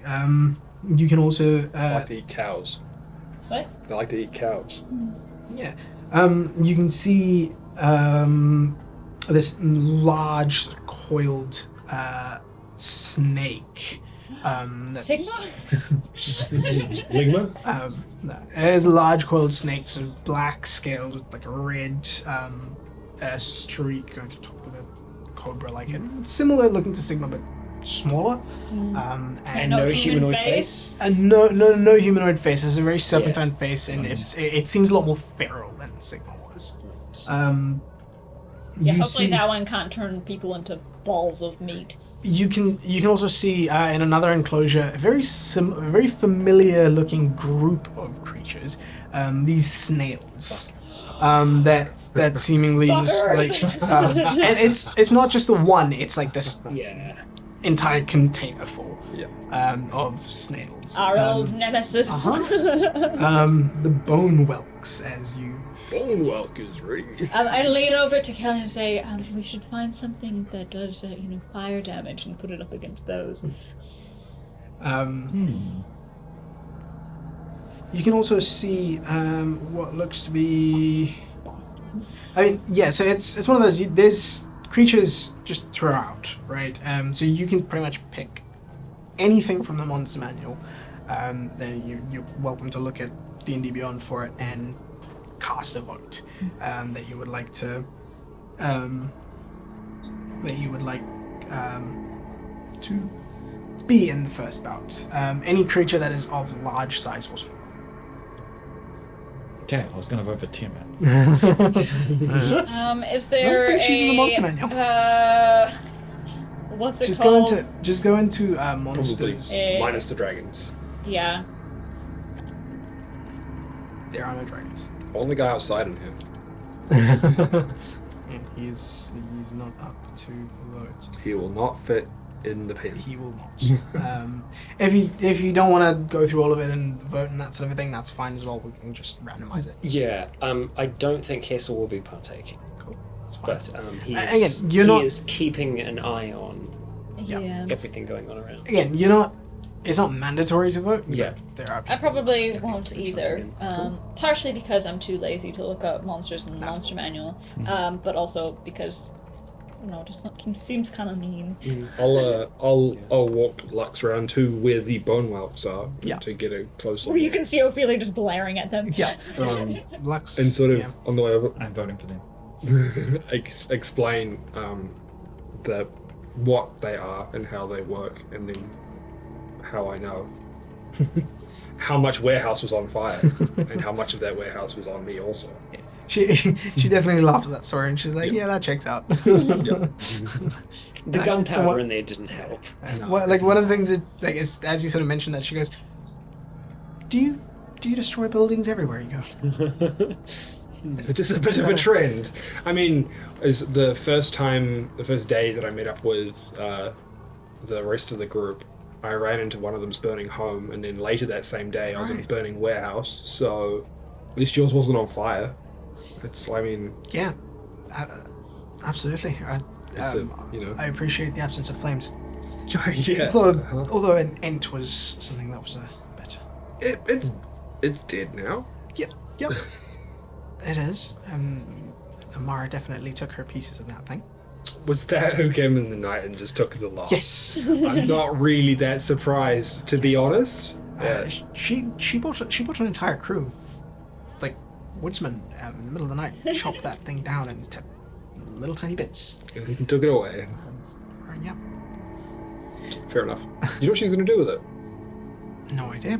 She's always up to different experiments, as far as I'm aware. Did you want to vote on anything? Because if it's not my thing. But it's going to happen regardless. let's see how annoying these things can be. And she points at the bone whelks. Very. I'll vote for those two. Hey, Nick, lean back for a second. Fuck! That was like a lot. That wasn't like throwing two. That was throwing at. Please don't make them all. You're just gonna throw one. Yeah. So the votes sort of happen, and eventually the first bout is underway, and like as the vote's complete, the spotlight sort of dims in these enclosures, and you can see lights come on in the pit, and you see Matthias sort of move his hands about in a specific somatic gesture, and that seems to shift the terrain of the battlefield to be more suited to whatever's fighting in there. So if there's like a aquatic-based creature, there will be water, and if there's a land-based creature, that'll also be there. So he does that. What if an aquatic creature is fighting like an elemental earth-based thing? It's like one half of it. Yeah, so it's like when Gollum fights Sea King. Yeah, it's like it's water with a whole bunch of different islands in it that have ways Right, I see. from one to another.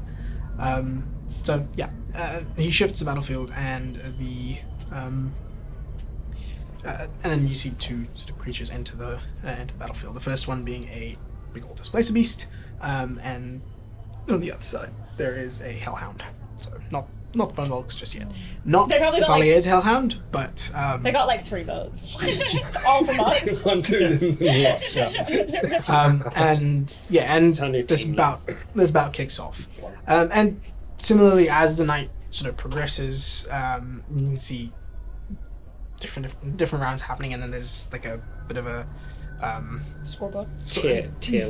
yeah, it turns into like a tournament style Like a ladder system. Yeah, like ladder system, as they start to get each other off. Yeah, And like 10 bone whelks versus like something huge. the Bone Whelks get to like the quarterfinals, where they get absolutely demolished by. I feel a slight sense of like Yeah. satisfaction with that, just like I mean, when they died, they let out psionic screams They of explode. pain. Yeah. Yeah. It's like because the first sort of fight was where the Bone Whelks were involved was against what looked to be a big old ogre, and He just hit a couple and just yeah, exploded. he like it as they were releasing the thing, they were sort of moving slowly, and this creature was getting all like confident and cocky, but as soon as he like slammed one, the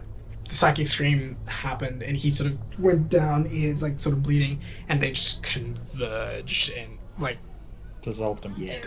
basically like. I'm guessing all these creatures are. It is a fight to the death. Oh yeah, absolutely! It is an absolute fight to the. It's one of I the. didn't vote. This Yeah, was one of the more vote. like one of them, and some of them can get very violent. Like the Displacer Beast versus the Yeti is just. I mean, Displacer Beast versus the fucking Hellhound would Hellhound. just be 2 dogs ripping each other apart. Basically, Well, Displacer Beast dog with and cat. Yetis is like it lunges this thing, grabs him by the tentacles.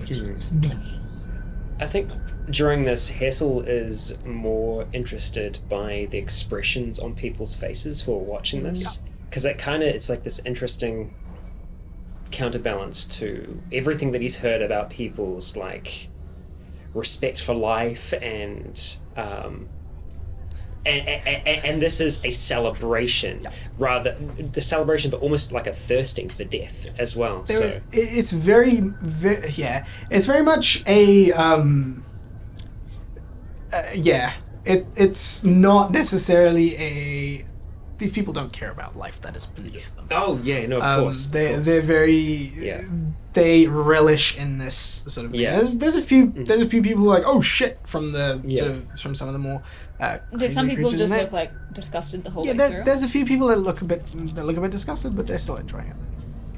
I am have my back to it, talking to Lux as much as I can. And again, more people sort of come by and have a conversation with you about what you think about the thing, and Yeah, I'm not watching the fights. that's fine. And that's sort of what's going on throughout this section of the evening. And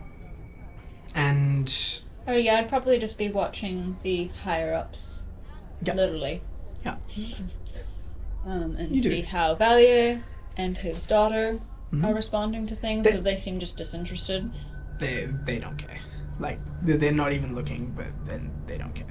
Valier seems to be like he seems to be walking around, sort of looking at the creatures in the enclosures. He seems very interested in the creatures themselves, and this is something that you've sort of picked up about Valier. He's very He's a collector. Very much so. Like the mimics at his place, the big Hellhound. dog, Yeah. that sort of stuff. He likes exotic creatures, and yeah, so he's quite interested in a few of the creatures that are there, but he doesn't seem to care about them. Does he? Are the enclosures up on his level as well, or does he come down towards? No, the this enclosures level? are on everybody's level. This is it's different enclosures on different levels. Yeah. You get the sense the more exotic creatures Yeah. are on the. We got the trash. You got We I got the bone well. I do have one more question. I think Hessel would try to seek out any beasts that breathe water. So any kind of aquatic creatures that breathe water. Yep. And if I am aware of what they might be fighting, I would try to offer them advice. As In I can, I can communicate simple ideas to them. So I might try to give them. That's right. You can just talk to fish. Yeah. Well, it's specifically beasts that can breathe water. Yeah. So they could be amphibious as well. So Hessel's going to play favourites to a degree, and just have little conversations with them. Let me see.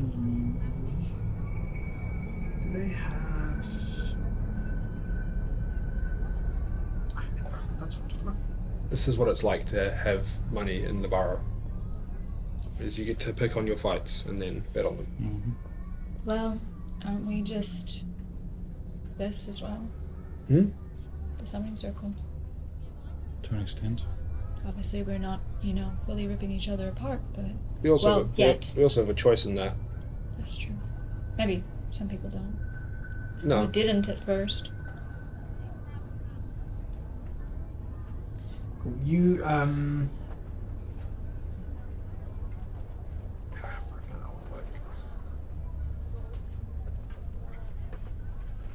you find a what looks to be a how do I describe this? Give me a second. Let me go to this has a picture.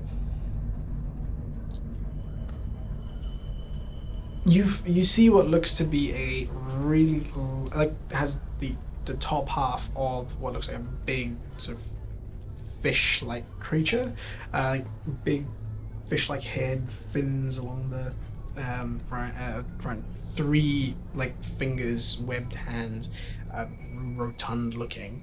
The bottom end of it is a swirling vortex of water. And yeah, it seems to be looking around at the people that walk up to it, and its eyes just sort of blink independently. You see do the sideways blink as well. Yeah. I would do that to Blink as back. part of communication. Yeah, Yeah. and and as you sort of get close to it, it sees you, and it just its head sort of comes down, and its hands are up against the enclosure. I would be sure to speak in Arquan to it as well. It responds in Arquan. Oh, this thing can speak. Uh-huh. Oh man. This thing can speak. It's gonna make you feel real bad. Well, doesn't, but I mean, to a degree, this whole self-preservation thing. Yeah. Where did you come from? Where did you go? Thank you. Yeah. Sorry. Deep within the sea. It's where you should still be. I agree. Do I know what it's yet to face?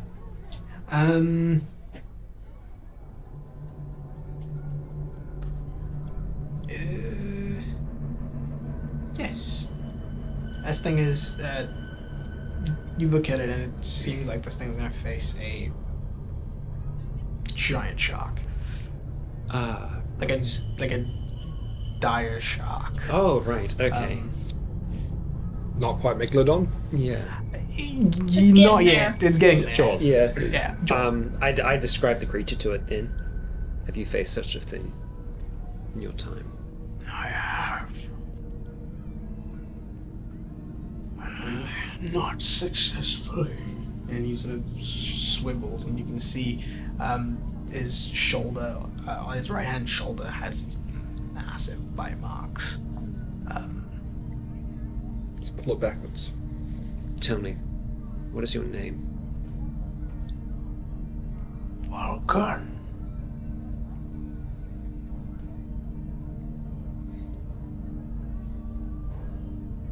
If you should fall in battle today, is there one you wish me to pass your story on to? They are all dead. Courtesy of them. And he sort of turns towards the fucking top tier. You're not alone. I'm the last of mine. At least you walk amongst them. For now. Dismantle them from within. Do this for me. Vulcan. Virgil. You can roll a history check for this thing.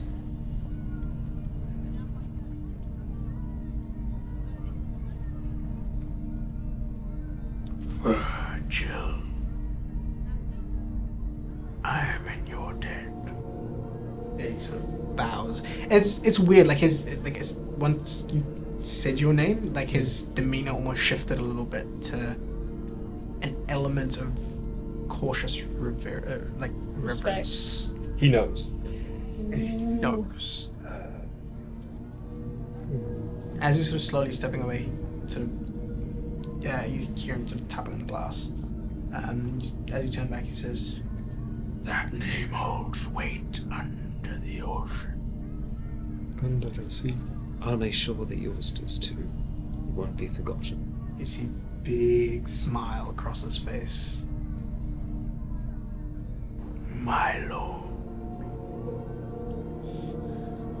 Lord. I will be sure to watch Vulcan's fight. The fight begins, and you see, like, for this, it's primarily an underwater bout. So there's a layer above the water that seems like it's been set up so that you can clearly witness the action under the water.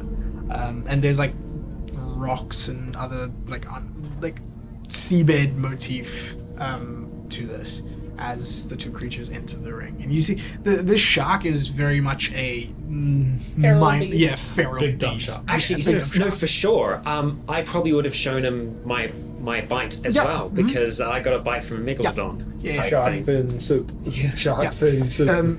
Yeah. The fight starts, and you see this creature. It starts to the Vulcan. You see him sort of hold his hands out, and just the water itself sort of starts to swirl and almost create a trident of torrent. As he starts to try and wield this against this shark. The fight starts.